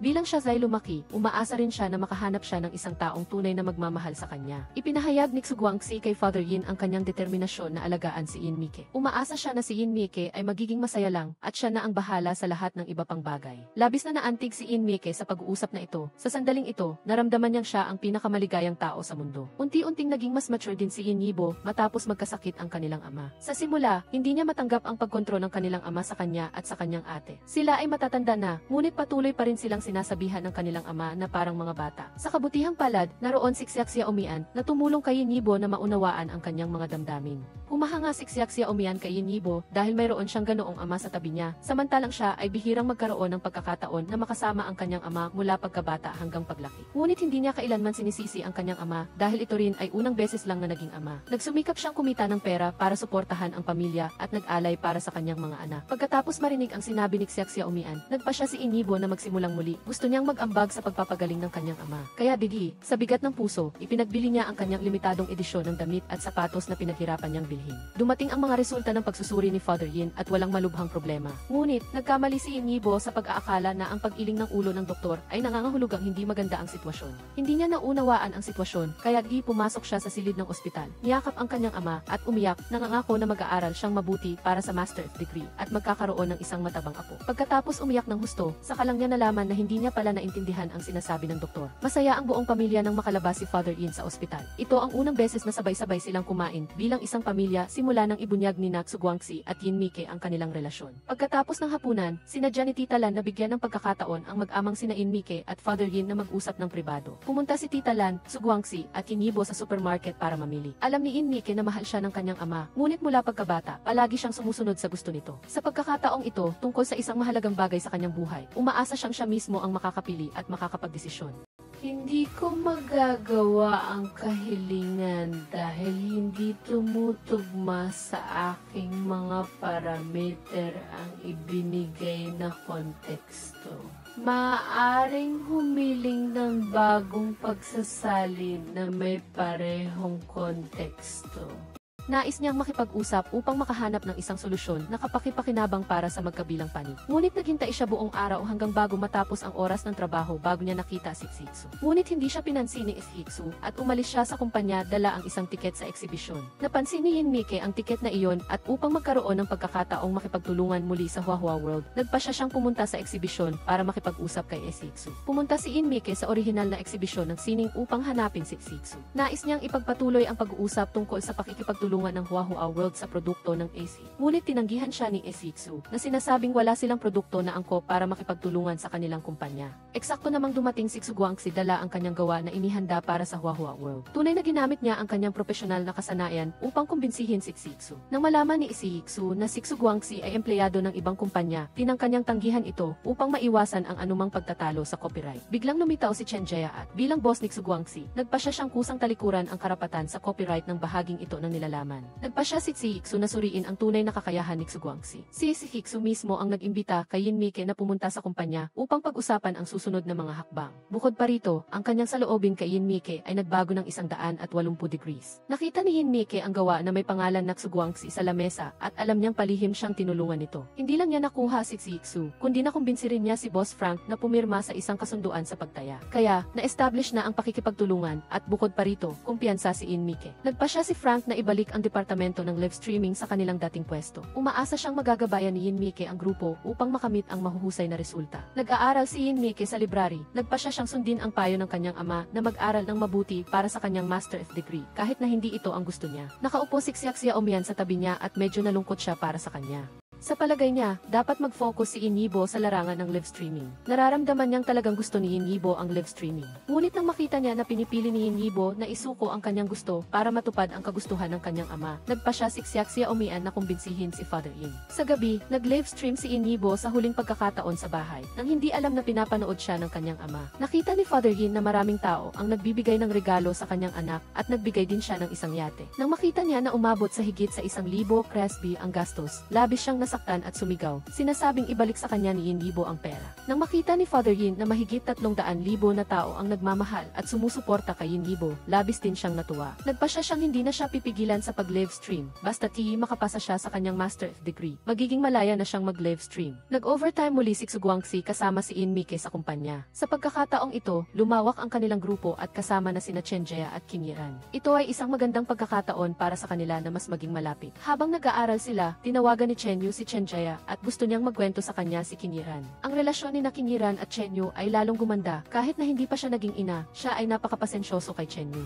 Matapos mag-overtime, umuwi si Qin Yiran kasama si Chen Jia para magkwento kay Chen Yu. Ang pakikinig sa kwento ni Qin Yiran bago matulog ay naging ugali na ni Chen Yu. Habang lalong nakakasama ni Qin Yiran si Chen Jia, lalo niyang nakikita na siya ay isang huwarang ama. Para matulungan ang kanyang anak na matapos ang kanyang proyekto sa eskwela, sinadya niyang matuto para dito. Hindi maintindihan ni Qin Yiran kung bakit si Chen Jia, na may sasakyan at bahay, ay nanatiling binata sa loob ng maraming taon. Sa kanyang kalagayan, hindi mahirap makahanap ng isang mabait at maalalahaning madrasta para kay Chen Yu. Ngunit sinabi ni Chen Jia sa kanya na dahil mayroon siyang kaunting kaginhawaan, nagkaroon siya ng kaunting pangarap. Umaasa din siyang makahanap ng isang taong tunay na magugustuhan niya. Lubos na nasiyahan si Hiksu ng Huahua World sa panukala ni Yin Mike para sa pakikipagtulungan, ngunit mas gusto niya pang makita si Guangxi. Sa totoo lang, mula nang una niyang makita si Guangxi, nakaramdam na siya ng kakaibang pakiramdam. Nagsimula pa nga siyang maghanap ng impormasyon tungkol sa kanya online. Maayos ang takbo ng trabaho ni Yin Mike at mayroon siyang kakaibang karisma kapag nagtatrabaho. Ang tanging kailangan lang gawin ni Guangxi ay tahimik na panoorin siyang magtrabaho at iyon ay sapat ng kaligayahan para sa kanya. Formal na inimbitahan ni Hiksu ng Huahua World si Guangxi na sumali sa kanyang koponan.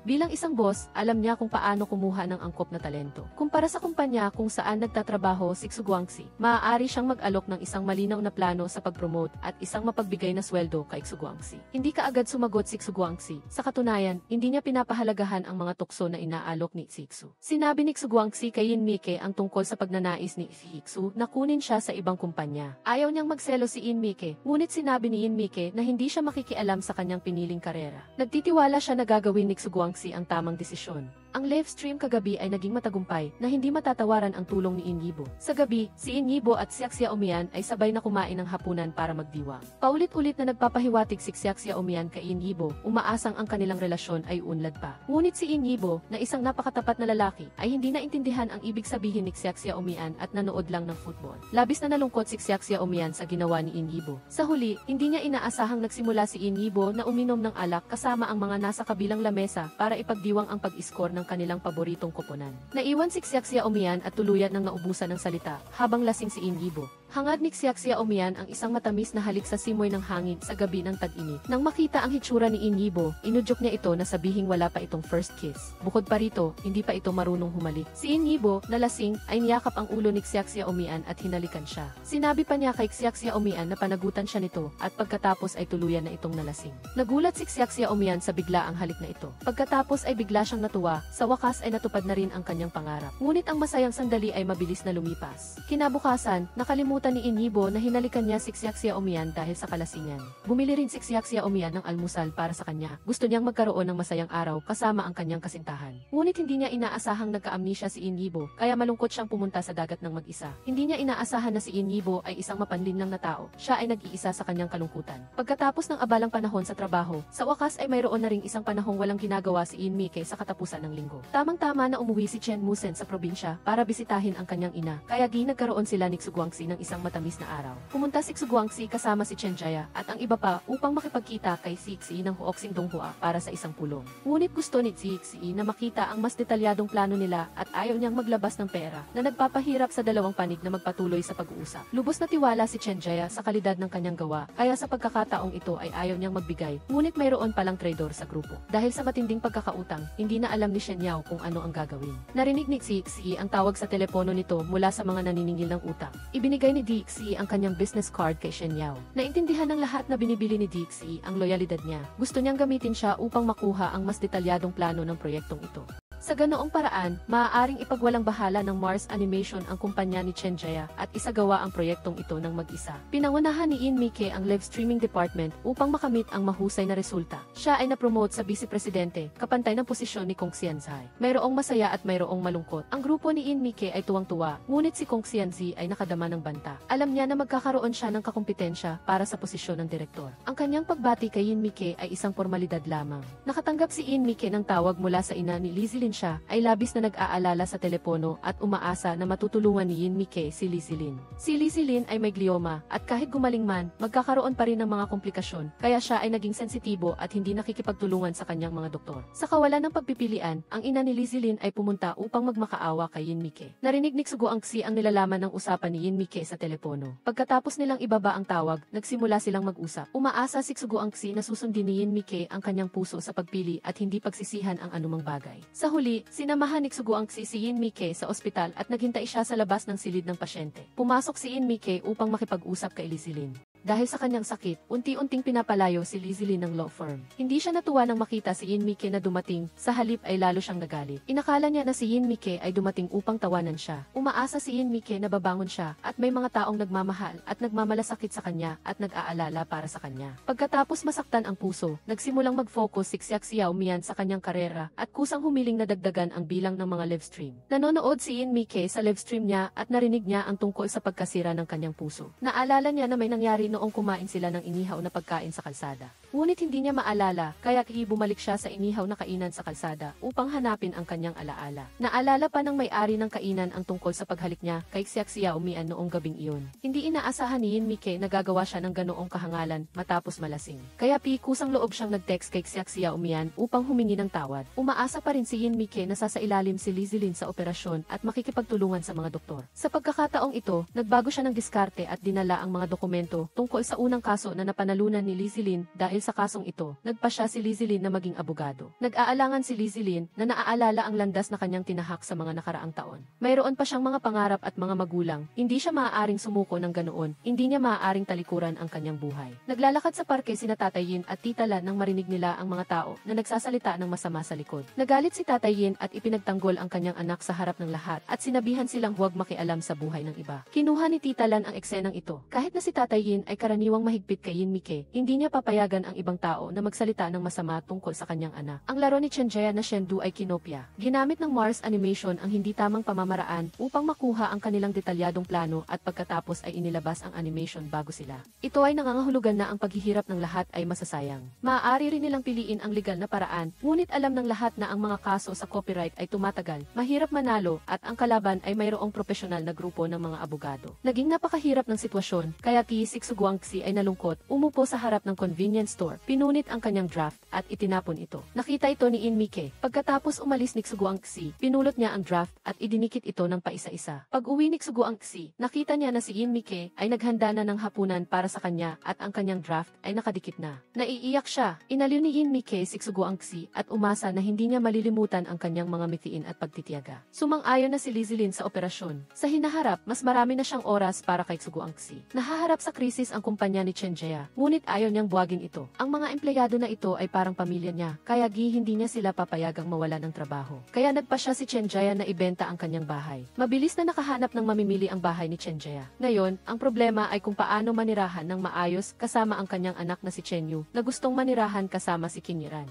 Upang matupad ang hiling ng kanyang anak, kinailangan ni Chenjaya na puntahan si Kinyiran. Tiningnan ni Kinyiran si Chenjaya na nagmamakaawa at pagkatapos ay si Chenyu nakaawa-awa. Lumambot ang kanyang puso at pinauwi niya si Chenyu sa kanyang bahay. Narinig ni Kinyiran ang pag-uusap ni Chen Musen at iba pa niyang kasamahan sa convenience store. Nalaman niya na parang may problema ang kumpanya ni Chenjaya. Ngunit dahil sa kanyang pride, ayaw niyang tanungin si Chenjaya, kaya bilihim niyang tinanong si Chenyu. Sinabi rin ni Chenyu na wala siyang alam. Upang mapanatili ang normal na operasyon ng kumpanya, nagsimulang tumanggap si Chenjaya ng maliliit na trabaho. Sa gabi, dahil wala siyang bahay na uwian, natulog na lang siya sa kumpanya. Nakikita ni Hinmike na araw-araw ay nag-overtime si Suguangsi at hindi maganda ang kanyang pakiramdam, kaya siya ay nag-aalala. Sa gabi, pumunta siya sa bahay ng kanyang mga magulang upang kumain at sinabi sa kanila ang tungkol sa proyekto ni Suguangsi na kinopya. Sinisi ni Tatay Hin si Hinmike dahil sa pagpipilit niyang magkaroon ng kasintahan na mas bata sa kanya. Kasabay nito, inilabas niya ang kanyang bank card at pinilit ang kanyang anak na tanggapin ito. Alam din ni Tatay Hin na ang ginagawa ni Suguangsi ay may malaking potensyal. Kailangan munang dumaan ang mga kabataan sa kahirapan upang maging matagumpay. Kung magtitiyaga lang, makikita rin nila ang liwanag. Nalaman ni Hinmike mula kay Hinmike na may sakit si Xiao Mian at labis siyang nag-aalala para sa kanya. Kusang loob siyang nagdala ng gamot at pagkain at bumili pa ng isang espesyal na t-shirt para bisitahin si Xiao Mian. Sa totoo lang, hindi naman talaga malamig ang puso ni Hinmike. Maingat pa rin siya sa pagpunas ng kamay ni Xiao Mian. Pinaalalahanan niya ito sa pag-inom ng gamot at pagkatapos ay dali-daling umalis. Kinaumagahan, sinabi ni Xiao Mian kay Hinmike na hinalikan niya si Hinmike. Inireklamo rin niya na binigyan siya ni Hinmike ng t-shirt na may nakaprint na walang kabuluhang gumagawa ng kaguluhan. Akala niya ay minamaliit siya ni Hinmike. Mabuti na lang at tinulungan ni Hinmike na ipagtanggol ang kanyang kapatid. Sinabi niya kay Xiao Mian na ang walang kabuluhang gumagawa ng kaguluhan ay isang wordplay na may kaparehong tunog ng pakasalan mo ako, na ang ibig sabihin ay nanliligaw sa kanya si Hinmike. Sa puntong ito, naunawaan ni Xiao Mian at nahihiyang tumakbo pabalik sa opisina dala ang kanyang mga damit. Napansin ni Tatay Hin na hindi maganda ang pakiramdam ni Hinmike at hinulaan na nag-away sila ni Xiao Mian. Bilang ama, matagal na niyang napansin na gusto ni Xiao Mian ang kanyang anak at lubos siyang natutuwa sa batang babae. Kaya, nagbigay siya ng isang ideya kay Hinmike. Sinabi sa kanya na gamitin ang pinakamataas na katapatan upang makuha ang puso ng babae. Sinunod ni Hinmike ang kanyang ama at tumakbo sa kumpanya ni Hinmike. Habang nagla-livestream si Xiao Mian, direkta siyang nagtapat ng pag-ibig kay Xiao Mian sa harap ng iba pang mga kasamahan at ng mga manonood sa livestream. Iginaya niya ang eksena noong gabing iyon nang halikan niya si Xiao Mian nang hindi ito handa.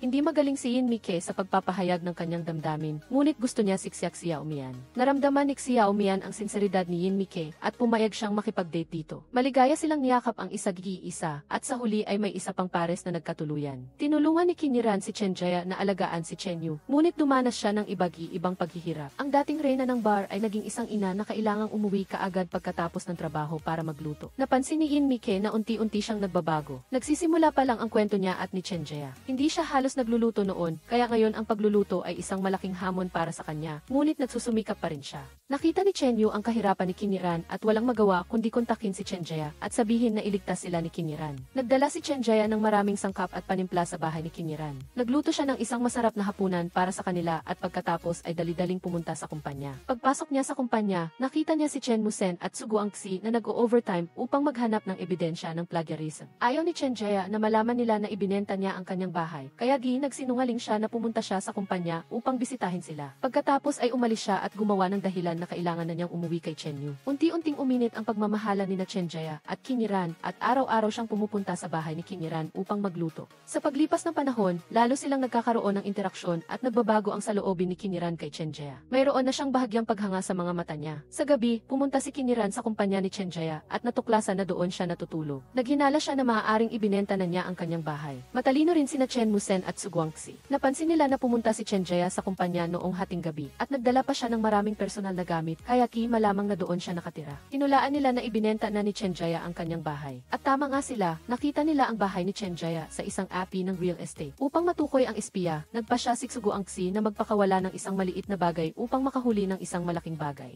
Kusang loob siyang nagsabi sa harap ng lahat na mayroon siyang mas magandang ending na bersyon at kapag inilabas niya ito, malalaman nila kung sino ang nangopya. Dahil alam nila na si Chen Jaya ay natutulog sa kumpanya sa gabi, kailangan nilang pigilan siya upang mahuli ang espiya na naglabas ng mga dokumento. Ibinigay kay Chen Musen ang mahalagang misyon na ito. Gumawa si Chen Musen ang dahilan upang pag-usapan ang proyekto kay Chen Jaya at nanatili sila sa convenience store. Ngunit hindi siya nakatuon dahil naghihintay siya ng balita mula kay Tsuguangsi. Napansin ni Chen Jaya ang pagbabago sa kanya at pinilit siyang sabihin ang totoo. Nalaman niyang gusto pala nilang imbestigahan ni Tsuguangsi ang espiya. Sa totoo lang, alam na ni Chen Jaya na gawa ito ng isang tao sa kumpanya. Nagtrabaho ang maliit na bitag ni Tsuguangsi. Gaya ng inaasahan, lihim na bumalik si Damai sa kumpanya noong gabing iyon upang kunin ang mga dokumento. Sino ang mag-aakala na makakasalubong niya ang trio ng tatlong mabubuting tao, sina Tsuguangsi, Chen Jaya, at Chen Musen? Ang kalungkutan ni Chen Jaya ay hindi naiba sa pagtuklas na ang isang kaibigan na kasama niya sa hirap at ginhawa ay tumalikod sa kumpanya. Sa pagtataka ng lahat, napilitang ibunyag ni Damai ang kanyang saloobin. Lumabas na minsan ay nakakalimutan ng kumpanya na magbayad ng sweldo sa oras, habang ang upa, kuryente, tubig, at instant noodles ay hindi maaaring maghintay. Dahil sa desperasyon, naghanap siya ng mabilis na pautang, ngunit napakataas ng interes. Ngayon, sa tumpok-tumpok na utang, wala siyang ibang magagawa kundi pansamantalang makipagtulungan kay General Manager Xi. Ang sitwasyon ay nasa labas na ng kontrol, at si Damai, na nahulog na sa bitag, ay walang magagawa kundi sundan ito. Pagkatapos marinig ang lahat, hindi sinisi ni Chen Jaya si Damai. Sa halip, sinisi niya ang kanyang sarili, na nagsasabing ang kanyang mahinang pamamahala ang nagtulak sa kanyang mga tao sa ganoong sitwasyon. Sa huli, pinili niyang bitawan siya, hindi para makisabwat, kundi para bigyan si Damai ng pagkakataon na magsimulang muli ng walang dungis sa kanyang record. Naiintindihan niya na ang bawat isa ay dating dayuhan sa isang bansa, na may pananampalataya sa kanilang puso at pangarap na baguhin ang kanilang buhay sa pagpasok nila sa lungsod. Lihim din na sinusuportahan ni Yin Mike si Tsuguangsi at ang kanyang mga kaibigan sa kanyang sariling paraan. Kusang loob na pinuntahan ni Yin Mike si General Manager Xu ng Huahua Shijai. Umaasa siya na matutulungan niya itong makita ang tunay na mukha ng kasalukuyang partner nito, ang Mars Animation, at pagkatapos ay isaalang-alang ang pakikipagtulungan sa kumpanya ni Chen Jaya. Nagtaka si General Manager Xu kung hanggang saan handang gawin ni Yin Mike ang lahat para kay Tsuguangsi. Bigla niyang iminungkahi na ang lahat ng empleyado ng kumpanya ni Chen Jaya ay kailangang sumama sa kanya sa isang biyahe sa Guangzhou. Sa isa pang kaganapan, nang marinig niya mula kay Yin Mike na kinailangan ni Chen Jaya na ibenta ang kanyang bahay upang mapanatili ang kumpanya. Kusang loob siyang nakipag-ugnayan kay Chen Jaya at sinabi sa kanya na dalhin si Chen Yu upang pansamantalang manirahan sa bahay ng kanyang matalik na kaibigan. Ibinigay niya sa kanya ang susi sa apartment upang magkaroon sila ng disenteng tirahan sa halip na matulog sa kumpanya. Labis na naantig si Chen Jaya sa kilos na ito, hindi dahil sa pagkakaroon ng matutuluyan, kundi dahil sa pakiramdam na may taong taos pusong nagmamalasakit sa kanya sa panahon ng kanyang kahirapan. Sa kumpanya, nagpapalitan ng pampalakas loob ang mga empleyado at si Chen Jaya upang panatilihing mataas ang kanilang moral. Biglang dumating ang sekretarya ni General Manager Xu at nagdala ng isang imbitasyon. Ang grupo ay personal na inimbitahan ni General Manager Xu sa Huahua Shijai upang seryosong pag-usapan ang isang bagong pagkakataon ng pakikipagtulungan. Lubos siyang nasiyahan sa kakayahan ng grupo at syempre, malaking bahagi nito ay dahil kay Tsuguangsi. Bagaman ang Huahua Shijai ay isang malaking manlalaro sa industriya ng laro, matagal nang tinitingnan ni General Manager Xu ang malaking screen bilang isang bagong larangan ng labanan. Ang pakikipagtulungan sa grupo ni Chen Jaya ay parang pagpapadala sa kanila upang manguna sa pagbubukas ng daan bilang mga modernong bagong mandirigma. Gayunpaman, ang tanging kondisyon at isang sapilitan na kondisyon ay kailangang lumipat ang buong grupo sa punong tanggapan sa Guangzhou. Bagamat napansin ni General Manager Xu ang pag-aalangan sa mga mata ni Tsuguangsi, nanatili siyang matatag. Alam ni Tsuguangsi na kung tatanggihan niya ang alok, maaaring hindi na siya magkaroon ng pangalawang pagkakataon. Pagdating niya sa bahay, nakita niya si Yin Mike na nalulungkot at nahulaan niya na may kinalaman ito sa kanya nang hindi nagtatanong. Marahil, ang pakikipagtulungan na ito ay resulta ng kanyang mga tahimik na pagsisikap. Sa pagitan ng kanyang puso at ng landas ng karera, si Tsuguangsi ay naipit sa pagitan ng dalawang magkasalungat na puwersa at pareho itong sapat upang mapag-alinlangan siya. Hindi rin masaya si Chen Jaya. Sa isang panig ay ang pangarap na binuo niya kasama ang kanyang mga kaibigan sa loob ng maraming taon, at sa kabilang panig ay si Kingiran, ang babaeng lihim niyang minamahal. Pagkatapos mag-isip-isip, nagpa siya si Chen Jaya na gumawa ng isang mapagpasyang hakbang. Inimbitahan niya si Kingiran na pumunta sa amusement park kinabukasan upang ipahayag ang kanyang damdamin. Kung sasang-ayon siya, mananatili siya. Ngunit kung tatanggihan siya, lilipat siya sa Guangzhou kasama ang kanyang mga kasamahan upang ipagpatuloy ang kanilang pangarap. Sa takdang oras, dumating si Kingiran sa amusement park. Naglaro ang tatlo ng masaya at si Chen Jaya, na masaya at kinakabahan, ay naghahanap ng pagkakataon upang sabihin ang nasa puso niya. Sa wakas, dumating ang gintong pagkakataon, nagkaroon siya ng pribadong sandali kasama si Kingiran. Nakakalungkot, habang nag-aalala siya kung paano sisimulan ang kanyang pagtatapat, dumating ang huling suntok mula sa kanya. Ang sinabing magkaibigan lang tayo ay parang malamig na tubig na nagpabigla kay Chenjia. Sinabi niya na ang pagtatapos na ito ay inaasahan na, ngunit mayroon pa rin siyang kaunting pag-asa. Siyempre, hindi rin siya mapalagay, hindi dahil sa wala siyang pakialam, kundi dahil sa nalilito pa siya sa kanyang sarili. Dahil sa kanyang nakaraan at sa takot na hindi niya kayang gampanan ang papel bilang isang ina at asawa. Nang makilala niya ang taong nagpatibok ng kanyang puso, nagsimula siyang magbago ng paunti-unti. Ang gusto lang niya ay isang taong magiging sapat na matyaga upang paniwalaan niyang nasa tamang landas siya. Kung nagtiyaga lang si Chenjia ng kaunti pa, marahil ay handa na siyang bigyan sila ng puwang sa kanyang puso. Samantala, nalungkot si Yin Mike dahil sa nangyari kay Tsuguangxi kaya niyaya niya si Kiniran sa bar para maglabas ng sama ng loob. Habang umiinom at sa gitna ng kumikislap na ilaw, kinuwento ni Kiniran ang nangyari sa amusement park. Inamin ni Kiniran na nang umamin si Chenjia, ang una niyang reaksyon ay tumakas bilang self-defense mechanism. Mabuti na lang, laging nasa tabi niya si Yin Mike, ang kanyang matalik na kaibigan at libreng love consultant na laging sumusuporta sa kanya. Bilang isang profesional, pinaalalahanan ni Yin Mike ang kanyang kaibigan na kung nakatagpo na siya ng taong karapat-dapat, huwag niyang hayaang pigilan siya ng kanyang nakaraan. Alam niya na si Kiniran ay laging nagtatago sa likod ng depensa dahil nasaktan na siya noon.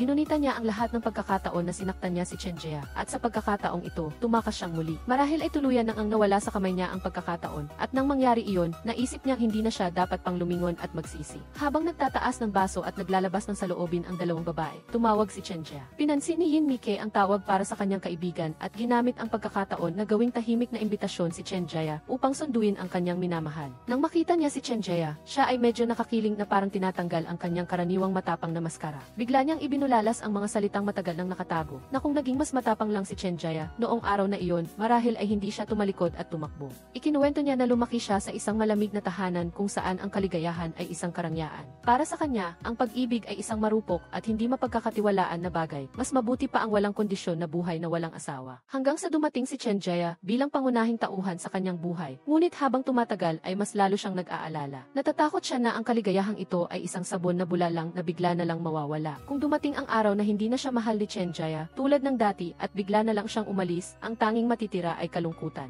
Mas gugustuhin niyang tiisin ang sakit bago pa man magsimula kaysa sumugal at matapos sa wala. Tiningnan ni Chenjia ang babae sa harap niya, nakita niyang tumutulo ang kanyang luha, kaya't ikinuha niya ang singsing na laging dala niya at tahimik na isinuot sa kanyang kamay bilang kapalit ng libu-libong pangako. Si Yin Mike ay nanood lang sa dalawang nagyakapan at naramdaman niyang napakainit sa kanyang puso, na parang biglang nawala ang lahat ng kanyang kalungkutan. Pumunta sina Yin Mike at Tsuguangxi upang makipagkita kay General Manager Xu. Nang umupo si Yin Mike sa harap niya, ipinakita ni General Manager Xu ang kanyang matatag na karakter. Gayunpaman, si Yin Mike ay hindi madaling patitinad at may kumpiyansa siyang ipinahayag na ang pag-aayos ng lahat para kay Tsuguangxi ay isang maliit na bagay lamang. At sigurado siyang 8-9 na mananalo siya sa kanyang pag-ibig. Ang tingin ni General Manager Xu ay unti-unting naging puno ng paghanga mula sa kanyang orihinal na malamig na tingin. Ibinahagi ni Yin Mike ang kanyang saloobin na salamat sa pagdating ni Tsuguangxi. Napagtanto niya na maihalaga siya at karapat-dapat ding mahalin. Para sa kanya, ang ilang buwang paghihiwalay, gaano man ito kalayo, ay hindi sapat upang sirain ang kanilang pagmamahalan.